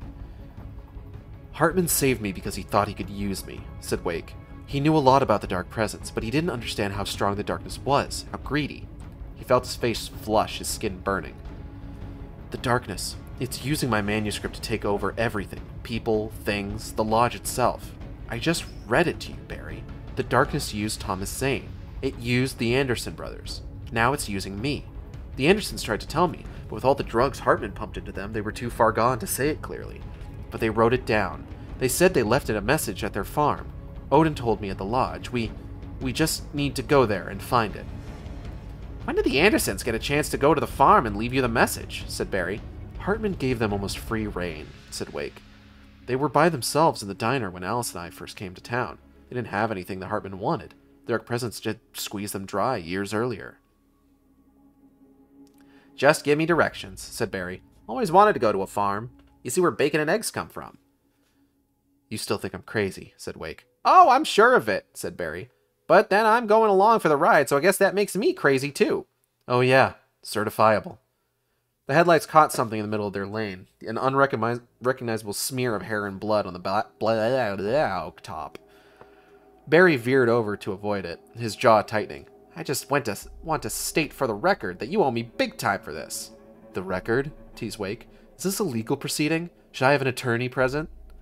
I'm just saying that my 15% doesn't cover this kind of thing, said Barry, trying to hide a smile. When this is over, you're going to buy me a tanning bed, and I'm going to turn it up to supernova and live inside it. No more dark presence, no more Taken. It's going to be high noon in Barry's world 24/7. You got a deal. Wake hesitated. Thanks, Barry. Thanks for sticking with me. Just tell Alice that what a good guy I am when we find her, okay? Maybe she won't get that look on her face when I show up at the apartment. Thanks for the when, not the if, said Wake. Don't go all Oprah on me, said Barry. Doesn't suit you. I know, said Wake. I was kidding, said Barry. Don't go beating up on yourself. I don't have to, said Wake. It's on tape. He held up the microcassette player. Alan's more out of control all the time, Doctor, said Alice. The parties, he's so angry all the time. Wake fast-forwarded the tape. Alan doesn't really sleep, and the work, well, he's not writing at all. He sits there for hours and just gets more and more frustrated. He fast-forwarded again. You need to be careful with him, Doctor. Alan's not just going to listen to you and cooperate. He's the most stubborn man I've ever met. Wake stopped the tape. Barry kept his eyes on the roads. Okay, so you're not the husband of the year. What else is new? Still, what she said about you being stubborn, that's a good thing. I mean, if you weren't so thick-headed, you would have given up looking for Alice a long time ago. You would have listened to me and handed off the job to somebody with a badge. Then you could just sit around drinking coffee, waiting for the phone to ring. He looked over at Wake. You're here. You're in the game. We both are. That's what matters. You're right. Wake listened to the rain beating steadily against the roof of the car, the sound soothing. They were almost at the turnoff to the Anderson farm. I'm just tired. Whoa! Barry slammed on the brakes, his hands white on the wheel, a mass of boulders rolling down a steep slope and cascading onto the road. Hang on! Wake grabbed hold of the door as the car hydroplaned across the rain-slick road, tires squealing. The car sideswiped the safety railing, spitting sparks, then crashed through as the supports for the railing gave way. Ow! Wake felt himself violently tossed around the front seat as the car rolled down the ravine. He made sure the manuscript pages were safely tucked away into his jacket, felt around to make sure he still had the revolver and flashlight. He cried out as the car slammed broadside into a tree, the windshield cracking, the flashlight slipping from his grasp. The car kept rolling down the slope. Ow! Yelped Barry as they smacked against each other. Wake's door flew open, branches scraping against him, clawing at him as the car seemed to pick up speed. He grabbed the flashlight as it rolled across the floor. Barry, jump! Jump where? Anywhere! Wake felt the seatbelt release, and the next instant he was tumbling into the darkness, falling end over end through the bushes, finally coming to rest against the trunk of a tree. His face was in the mud. He felt like he had plowed his way down the ravine with his nose. He sat up, moved his fingers and toes. Rain trickled from his hair down his neck. He could hear the car still falling, but the ringing in his head was louder still. Barry? No response. Thunder rumbled across the valley. Wake stood up slowly, winced. Everything hurt. Barry! He looked around as the storm beat against his face and soaked his clothes. Barry, you here? Still no response. Wake heard the sound of the car's horn blaring. He walked to the edge of the ravine, pushed aside the branches.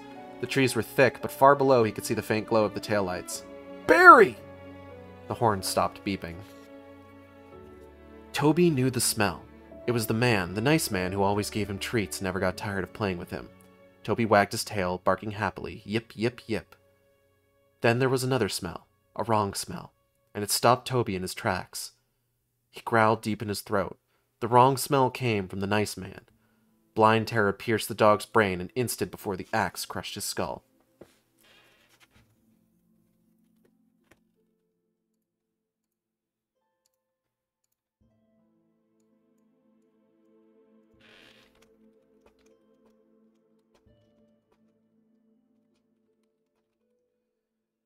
Okay, so, another big exposition dump chapter.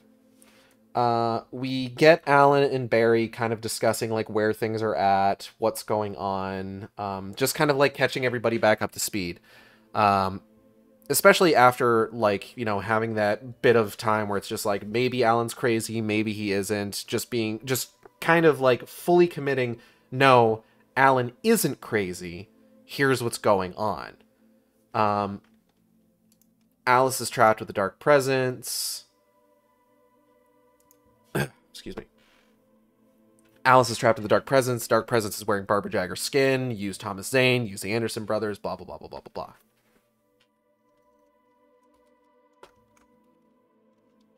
No, let's go with Expo Dumpo. That's fine.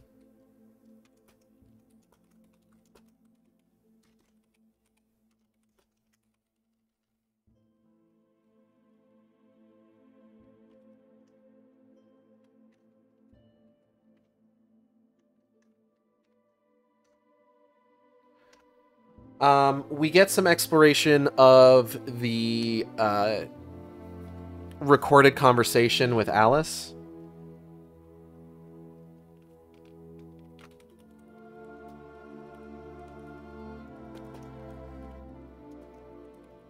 We don't get the full thing because he fast forwards through it. And the recorded conversation doesn't have, like, as much play in the story itself as it does in the game.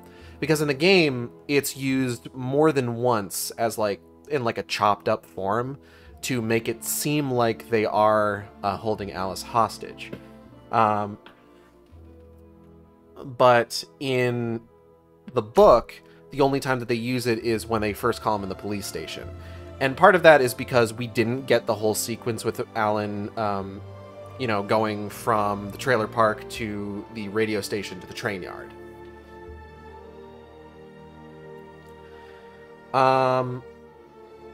We get the bit about the tanning bed and Barry wanting to live in it and blah, blah, blah, blah, blah, blah. Just a lot of, like... This chapter is actually, like, how do I describe it?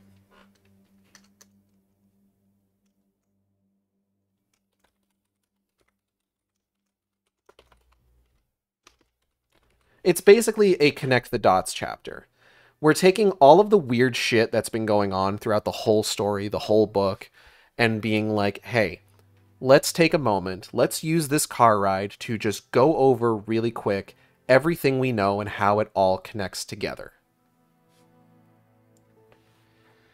Now, Barry mentions about, like, oh, hey, there's a book there. Maybe don't title it Departure. Maybe something like The Dark Presence. It should be noted that the exact events following Alan Wake were, for the longest time, kind of up in the air. So obviously, there's, at this point, 3 versions of, like, what happens after Alan Wake. There's Alan Wake's American Nightmare. There is, to a certain degree, Quantum Break. And then now we've got Control and Alan Wake 2 following the story. As far as and Alan Wake's American Nightmare might also be a part of, like, the whole Control and Alan Wake 2 continuity, depending on how you look at things. But something to note is that Departure did come out in Quantum Break.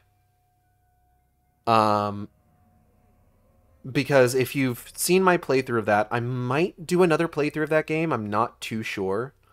But if you've seen my playthrough of that, then, you know, there's the big, like, chalkboard that you find in, like, one of the college rooms where essentially it is just, like, a full breakdown of, like, the themes of Departure and things like that. And we know that this isn't just, like, oh, the game out. It's not... Like, Alan Wake exists in the world of Quantum Break. Because, you know, someone manages to get a signed copy of The Sudden Stop for their wife. Somebody, like, they've got, like, Departure is, like, a book. There are some interesting things where it's just, like, there is a trailer for Alan Wake 2 and someone is seen actually playing Alan Wake. So there's some weird things going on with Quantum Break, but it is, I believe, the only version of, like, post-Alan Wake events where, like, Departure actually gets released. Because it does seem like in the universe of Quantum Break, Alan has already made it out of the dark place already. But I don't think that hasn't happened in, like, the Control storyline. In Control, he's still working on Return, which is how he's going to get out of the dark place, which it seems to be is what Alan Wake 2 is going to be. Though I will say that in Control, there are Alex Casey movies, like there's movie adaptations of the Alex Casey books that Alan Wake wrote, which I think is something that is established as, like, being worked on at the time of Alan Wake's American Nightmare, though I don't know 100% for sure. Just off the top of my head. But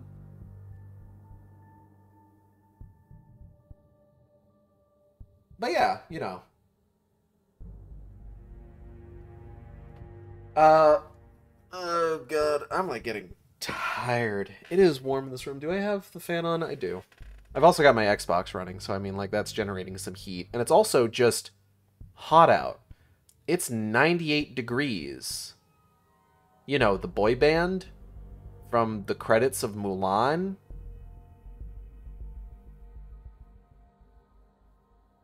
There are a lot of boy bands in the aughts.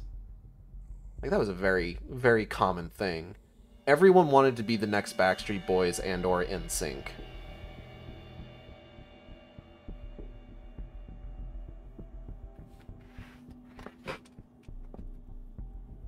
Why am I talking about boy bands? The heat is broiling my brain. I'm getting broiled. Just a little bit.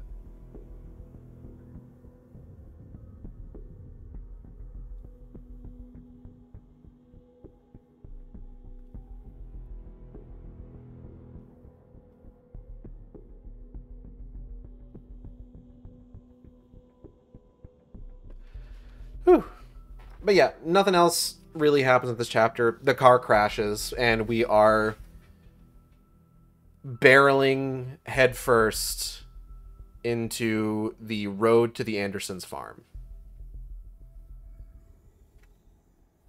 So, let's continue, shall we? Get this out of here. Get this going again. Chapter 19. Wake carefully worked his way down the slope to the red taillights of the wrecked car. He was making pretty good progress when he slipped on some wet leaves, tobogganed down the ravine on his ass, banging off rocks and bushes before finally coming to a stop at the edge of a cliff. He sat up, spitting blood. His boots oozed mud and rainwater, his hair was crusted with muck, his ears filthy. Why are they harping so hard on, like, Alan just being the grossest motherfucker alive right now? It would make a perfect photo for his next book jacket, the rugged outdoorsman at play. The storm had slacked off, the moon and stars just starting to peek out.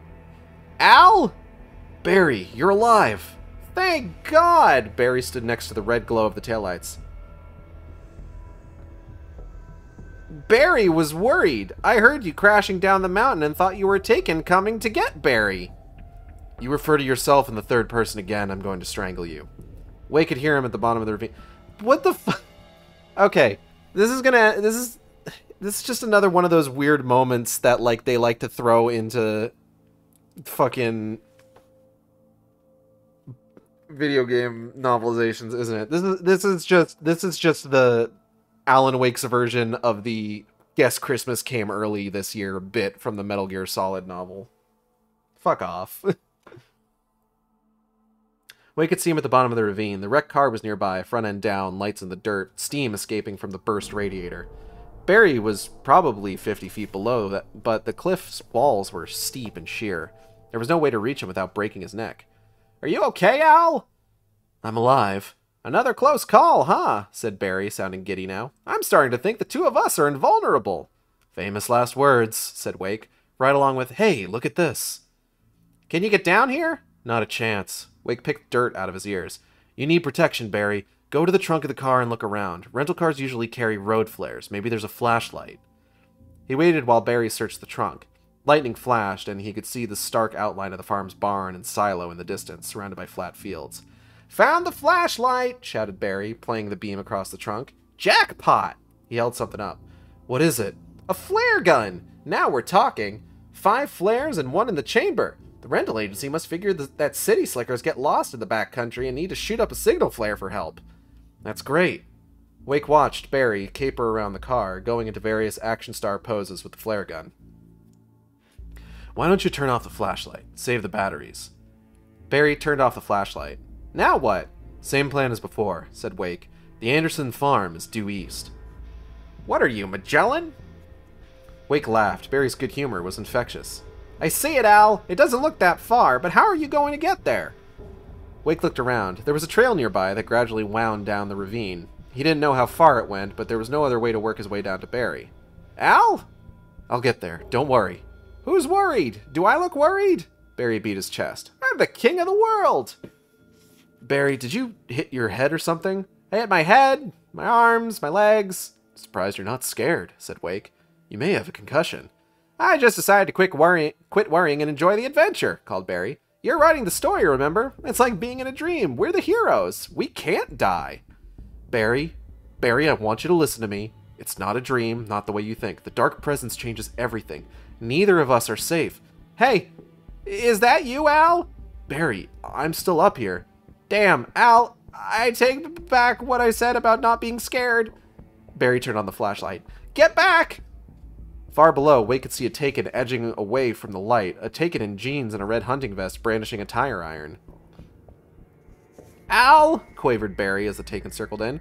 What do I do? You kill it, said Wake. I don't like this, Al. We're the heroes, remember? Said Wake. Use the flare gun. The Taken charged, moving quickly, the tire iron raised.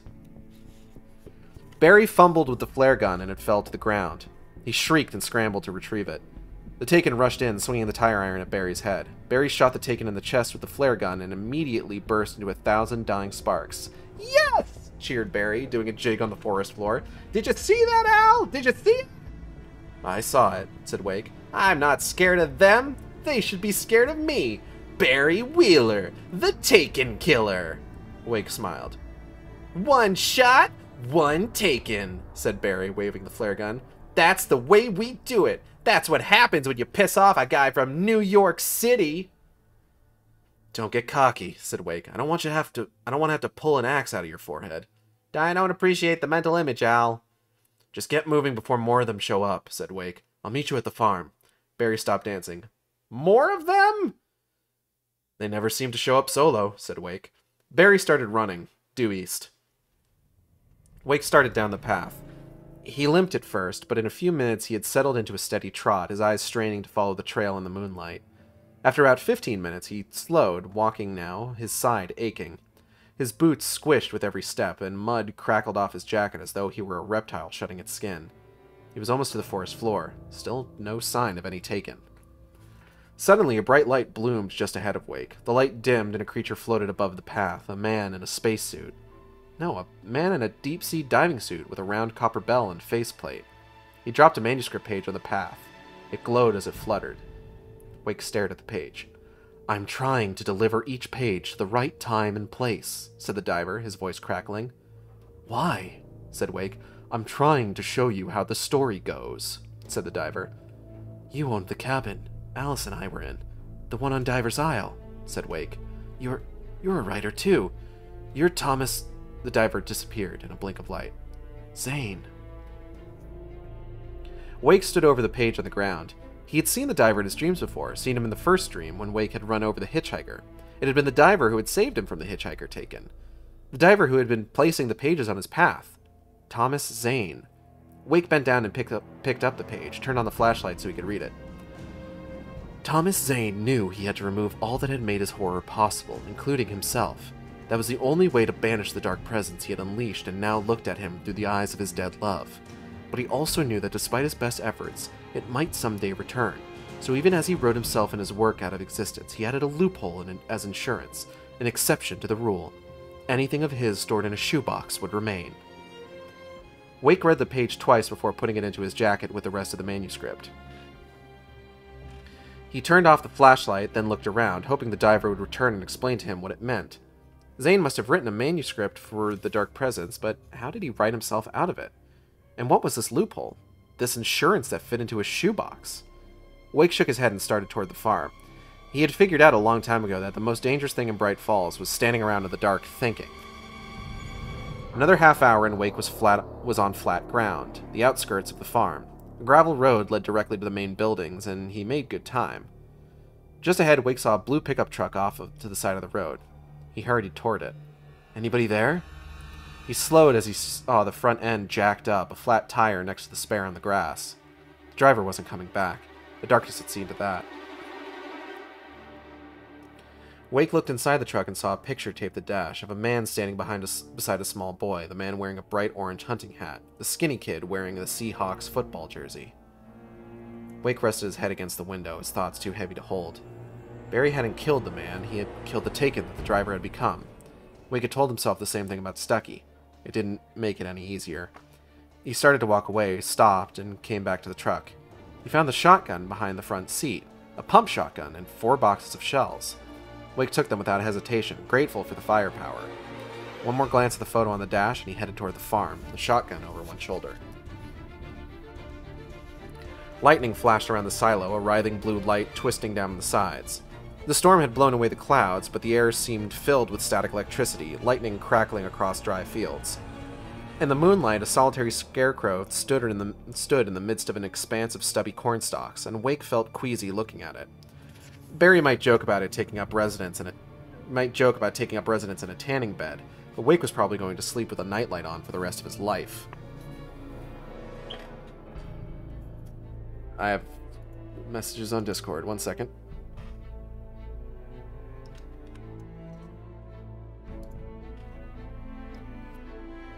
The gravel road ended at a locked gate leading onto the Anderson property. A gigantic, rusting harvester stood in the shadows nearby, its treads deep in the mud.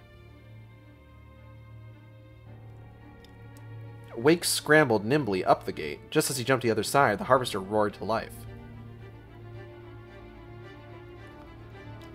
Wake backed up against the gate. He had gotten sloppy and stupid. The harvester wasn't in the shadows. It was the shadows. 1 second.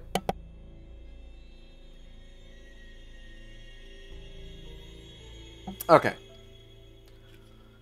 The harvester snorted diesel smoke from its top pipes, grinding gears, lurching forward. The treads groaned, trying to move in the thick mud. Wake turned on the flashlight, played it across the surface of the harvester. It glowed faintly, shadows sliding off. The harvester revved its engine, oily black smoke filling the air. The treads grabbed for purchase, spinning up chunks of mud, almost free now. Wake held his ground, keeping the flashlight on the harvester until it flared up and dissolved without a trace. In the sudden silence, Wake heard Barry's voice. Barry was shouting. An aerial flare burst with a pop over the field, then another and another. In the searing light, Barry stood on the stage in the middle of the field waving a flare gun. As the flares slowly drifted down, Wake saw a dozen Taken climbing onto the stage, caught in the light, huge ones holding rakes and axes and shovels. The Taken dissolved into embers. The flares drifted lower, getting dimmer, with the darkness returning. Wake ran to Barry. Barry popped a highway flare, held it up in his hand like the Statue of Liberty. "This way, Al!" As he got closer, Wake could see the stage had been decorated with Viking-themed heavy metal motifs. Old guitars and shields and swords and battle axes stuck along the edges, left to the mercy of the elements. The top of the stage was carved with an Old Gods of Asgard logo. A rusted heavy-duty generator stood near the side of the stage, power cables running to the lights and the mixing board. The Andersons must have had regular concerts out here back when they were in their heyday, before the Dark Presence drained their minds. Wake ran to the stage, taking the rickety wooden stairs 2 and 3 at a time. He got to the top just as Barry tossed aside the spent highway flare. I gotta make a gross noise real quick, 1 second.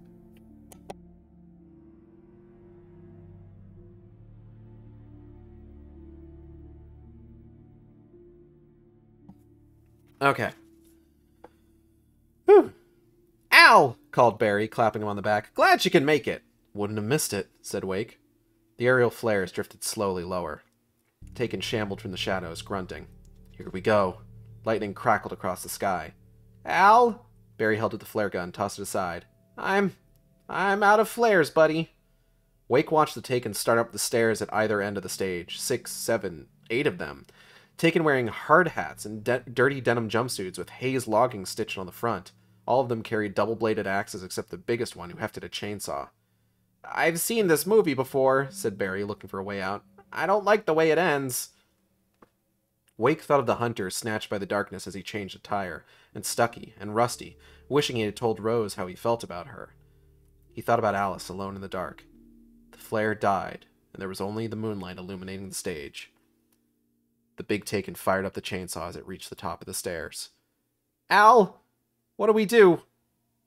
Wake tossed Barry the flashlight, then racked the slide of the shotgun, the sound more comforting than a lullaby. A lullaby. "We fight." The big Taken revved the chainsaw as it advanced on them. Barry caught the Taken with the flashlight beam, and Wake shot it with the shotgun. The Taken dodged out of the light, swung the chainsaw, the teeth chewing up the wooden deck at Wake's feet. Wake shot at it again and again as Barry tried to keep the light on it. Shadows slid off the Taken, and Wake stepped closer, close enough to feel the wind from the spinning chainsaw as he shot it in the face. The Taken dissolved in a flash of light. The other Taken moved at them from both sides of the stage as Wake reloaded the shotgun. Barry kept close to Wake, right at his side. Lightning crashed on the nearby barn and blew the weather vane to pieces. In the moonlight, Wake saw more Taken approaching from across the field, staggering closer in 2s and 3s, carrying pickaxes and shovels and sledgehammers, dozens of Taken, thick with shadows. "Oh, shit," said Barry. "Just stay cool," said Wake. Sure, stay cool, no problem," said Barry, teeth chattering. "On your left." Barry turned right. "Left," said Wake. Barry shined the flashlight on the Taken as it scooted up the steps on the left side of the stage. Wake moved closer, shot it to moonbeams. "Yes!" shouted Barry. Wake hurried back to Barry as 3 Taken rushed the stage from the right. One of them hurled an axe, and it spun lazily, end over end, spun past Wake's head, close enough that he could have kissed it. He blew the Taken a kiss. He blew the Taken apart as Barry pinned him with a flashlight beam. Wake and Barry were doing better than anyone could have expected, a killing two-step on the Anderson stage. The real gods of Asgard couldn't have done any better, but the real gods had lost their final battle.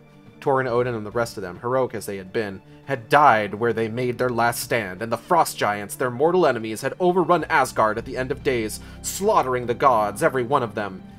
Wake and Barry were surviving for now, but they weren't going to make it either. Wake would finally run out of shotgun shells, Barry's flashlight batteries would fade, and the Taken would overwhelm them. The dark wave of axes and mallets all the sharp, cutting things they carried. "Here," said Barry, giving the flashlight back to Wake. "I've got an idea!" "Where are you going?" shouted Wake as Barry ran off to the back of the stage. "Barry!" The Taken rushed the stage, coming up the stairs on both sides, clawing their way over the front apron. Wake fed fresh shells into the shotgun, wondering if Barry's idea involved running away as fast as he could. Wake wouldn't blame him.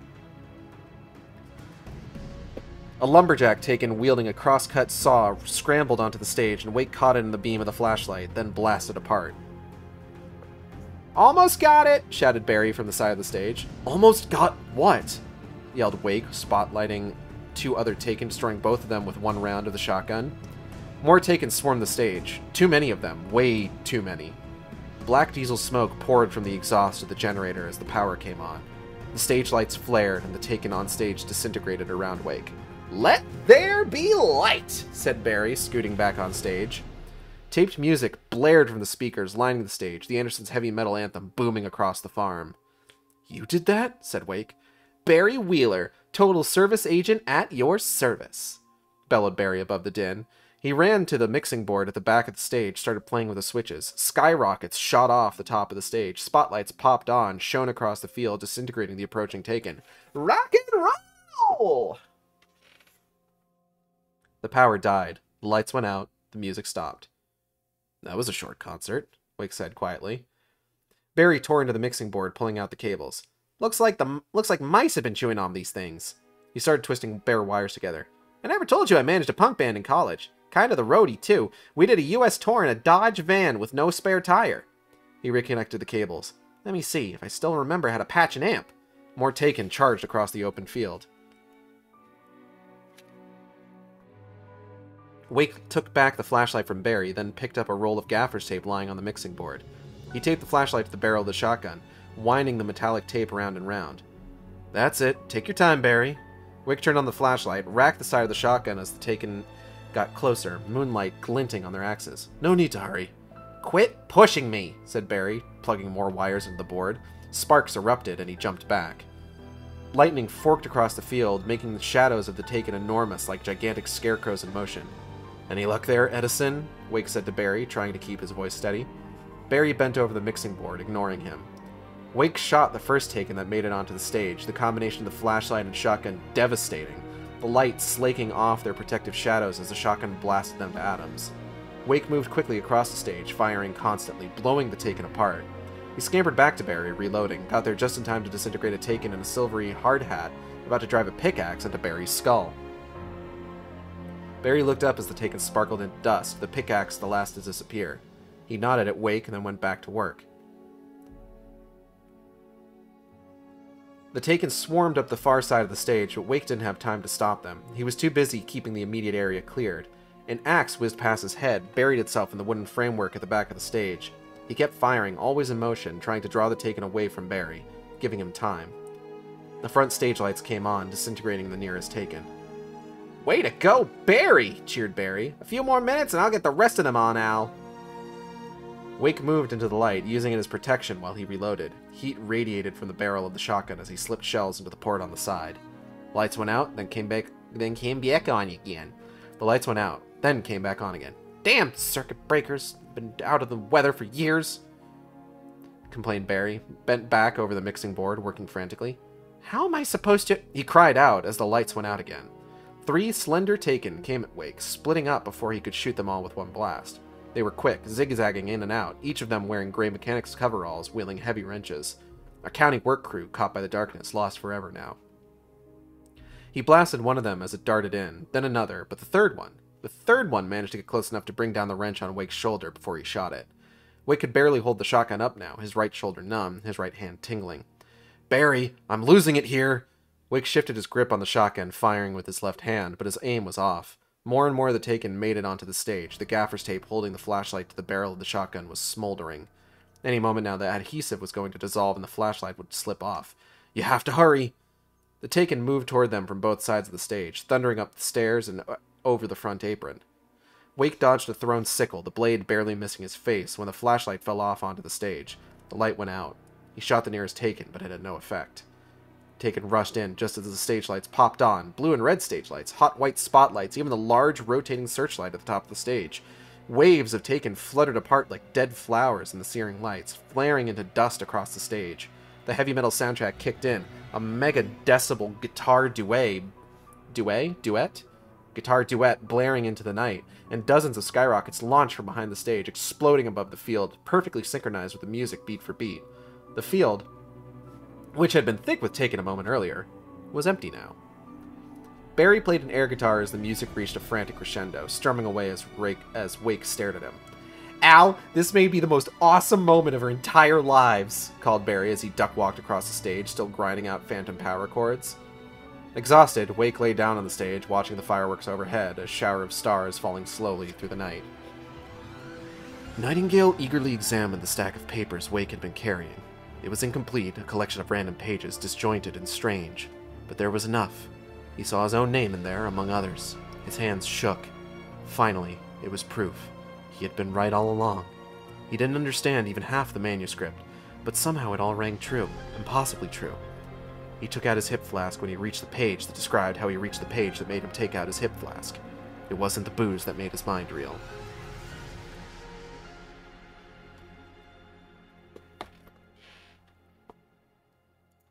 It's kind of appropriate that we stop at this particular scene in the playthrough that I've got running here. So,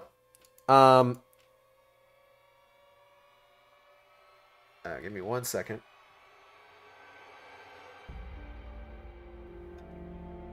Much like some of the other kind of like exploration-heavy sections of the game, the exploration of the Andersons farm does also cut out a significant amount of just kind of wandering around, really. And it's not to, like, the book's downside, or, like, it doesn't detract from the story or anything like that. But there are a couple notable pieces here to discuss.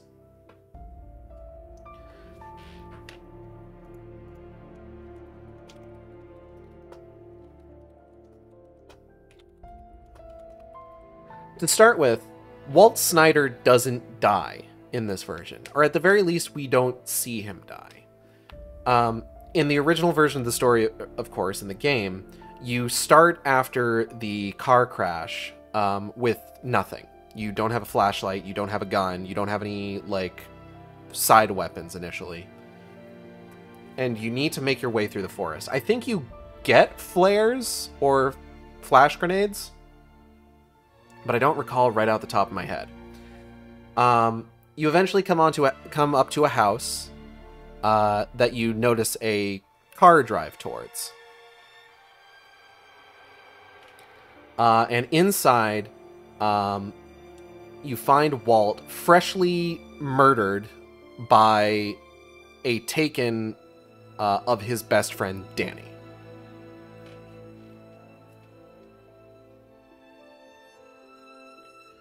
And it's Walt that you get the gun from.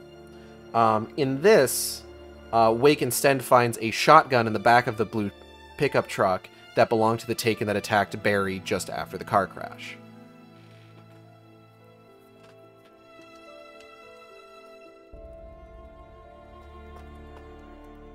There's a bit more humanization of the Taken happening here, where we discuss the fact that, like, you know, this guy was in the middle of fixing a tire. You know, he attacked Barry with a tire iron, and here we are finding a car in the middle of a tire change.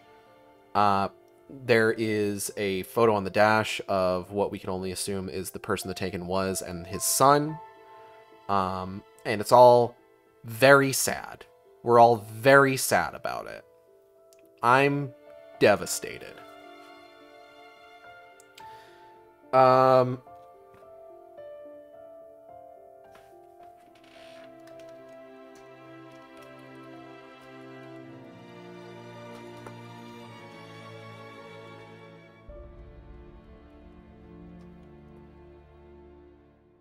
in the game, you have more or less free reign of the Anderson farm before actually coming upon the stage. And this is mostly for finding like little hidden things here and there, like weapons caches, radio shows, things like that.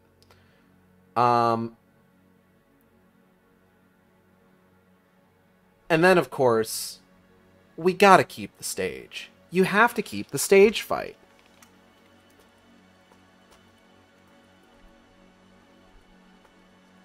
Of all of the major scenes in Alan Wake, the stage fight is one of the ones that people think about the most. Because it's really fucking good, is the thing. Like, unfortunately, the stage, the way that it's described in the book, is not nearly as cool as it is in the game. Because in the game, it's got, like, the big dragon on it that spews out light and sparks and shit like that when it's fucking struck by lightning. But Barry and Alan do still have, like, their big, like, final stand of the chapter upon this stage. Just blasting shit left and right. I say final stand, but, like, we'll get into that in a second. Now, another important thing is that in the game, you do find a possessed combine harvester, and it's actually, like, a pretty challenging kind of encounter. But that's usually after the stage.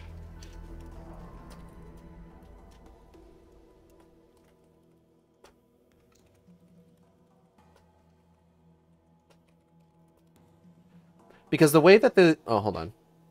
Did I... 1 second.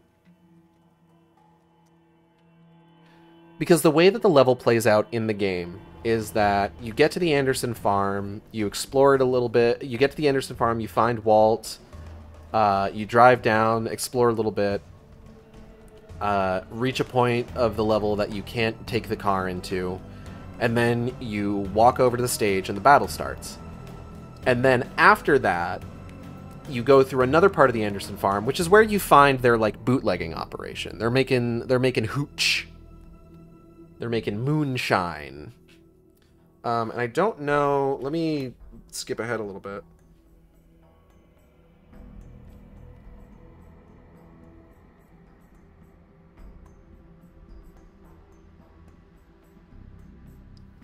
It does look like there is a bit of exploration of the moonshine operation in the book. But in the game, that ends with you fighting the Combine Harvester.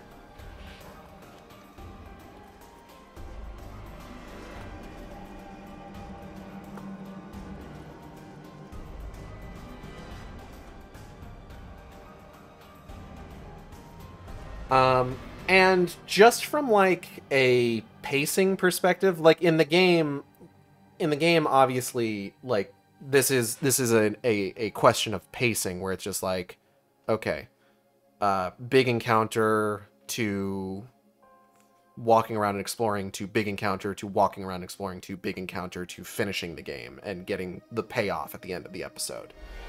But in the book, we're working on, like, a chapter by chapter basis. So the chapter needs to end with some, like, big event. And, like, the biggest event is definitely the stage fight. I would say that that is probably, like, the bigger moment in that episode than the Combine Harvester fight.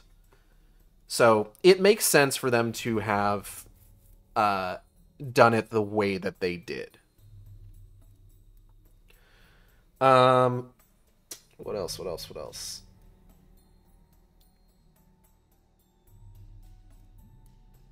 I'm pretty sure that covers everything, honestly. Obviously, Barry being, like, the guy working the board, trying to get, like, the lights working and everything is, like, straight out of the game, though, according to the book, the music doesn't play all the way through. So, unfortunately, the book version of events is not nearly as fucking cool as the game version of events, but what are you gonna do? Now, we don't have... So that's going to be it for today, actually. I'm going to go ahead and end it there, because we don't seem to have a whole lot of book left. Like, let me see. How much did we actually get through? Because we started when... Yeah, we started there. So we've got... If we keep moving at this pace, we maybe have, like, 2 more streams of this left. Which works well for the progress that I'm making with regards to, like, playing through the episodes of the game. Because, like, that was, what, 3 chapters we read through? No, 4, because it was 16, 17, 18, and 19. So let's see here. How many do we have left at this point?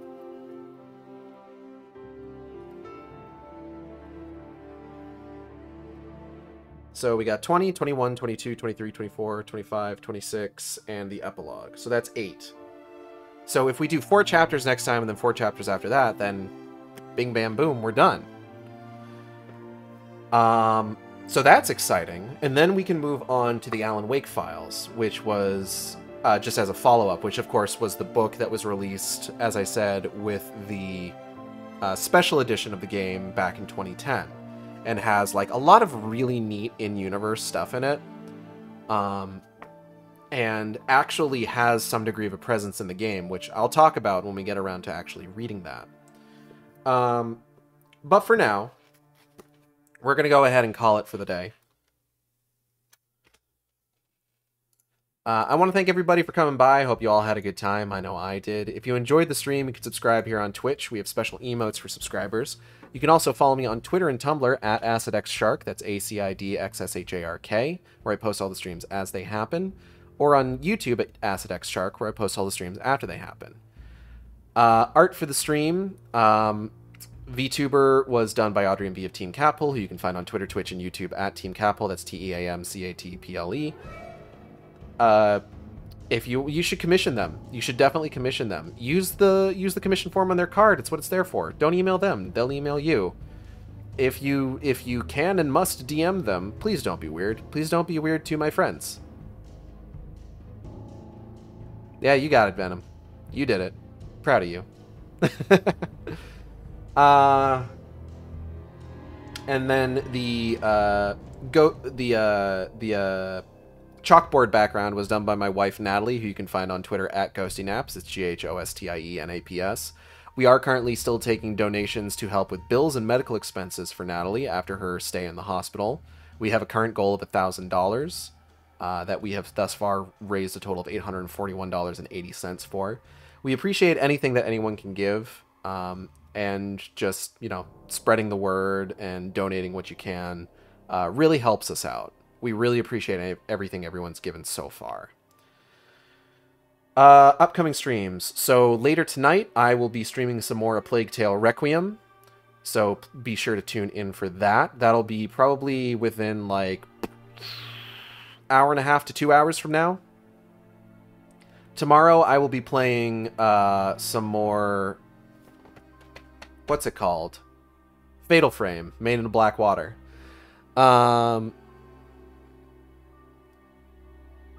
Next Wednesday is going to be some more Hyrule Warriors. And then next Thursday and Friday... So, next Thursday and Friday, what I'm going to try and do is I'm going to try... Because next week, I don't know that I have anything going on middle of the day on those days. So I might go ahead and try and double up on streams on both those days. So, on one of those days, we will have... the Sharkstream Book Club. We'll be finishing up Plague Tale Requiem. And then that is those are probably going to be on Thursday. On Friday, I might start Gollum on Friday, actually. I might do Gollum in the afternoon, and then The Missing, J.J. Macfield and the Island of Memories in the evening. So be sure to tune in for those. Just keep an eye out on my Twitter and Tumblr. You'll see what I'm planning to play and what we're going to be doing. So that's going to be it for right now.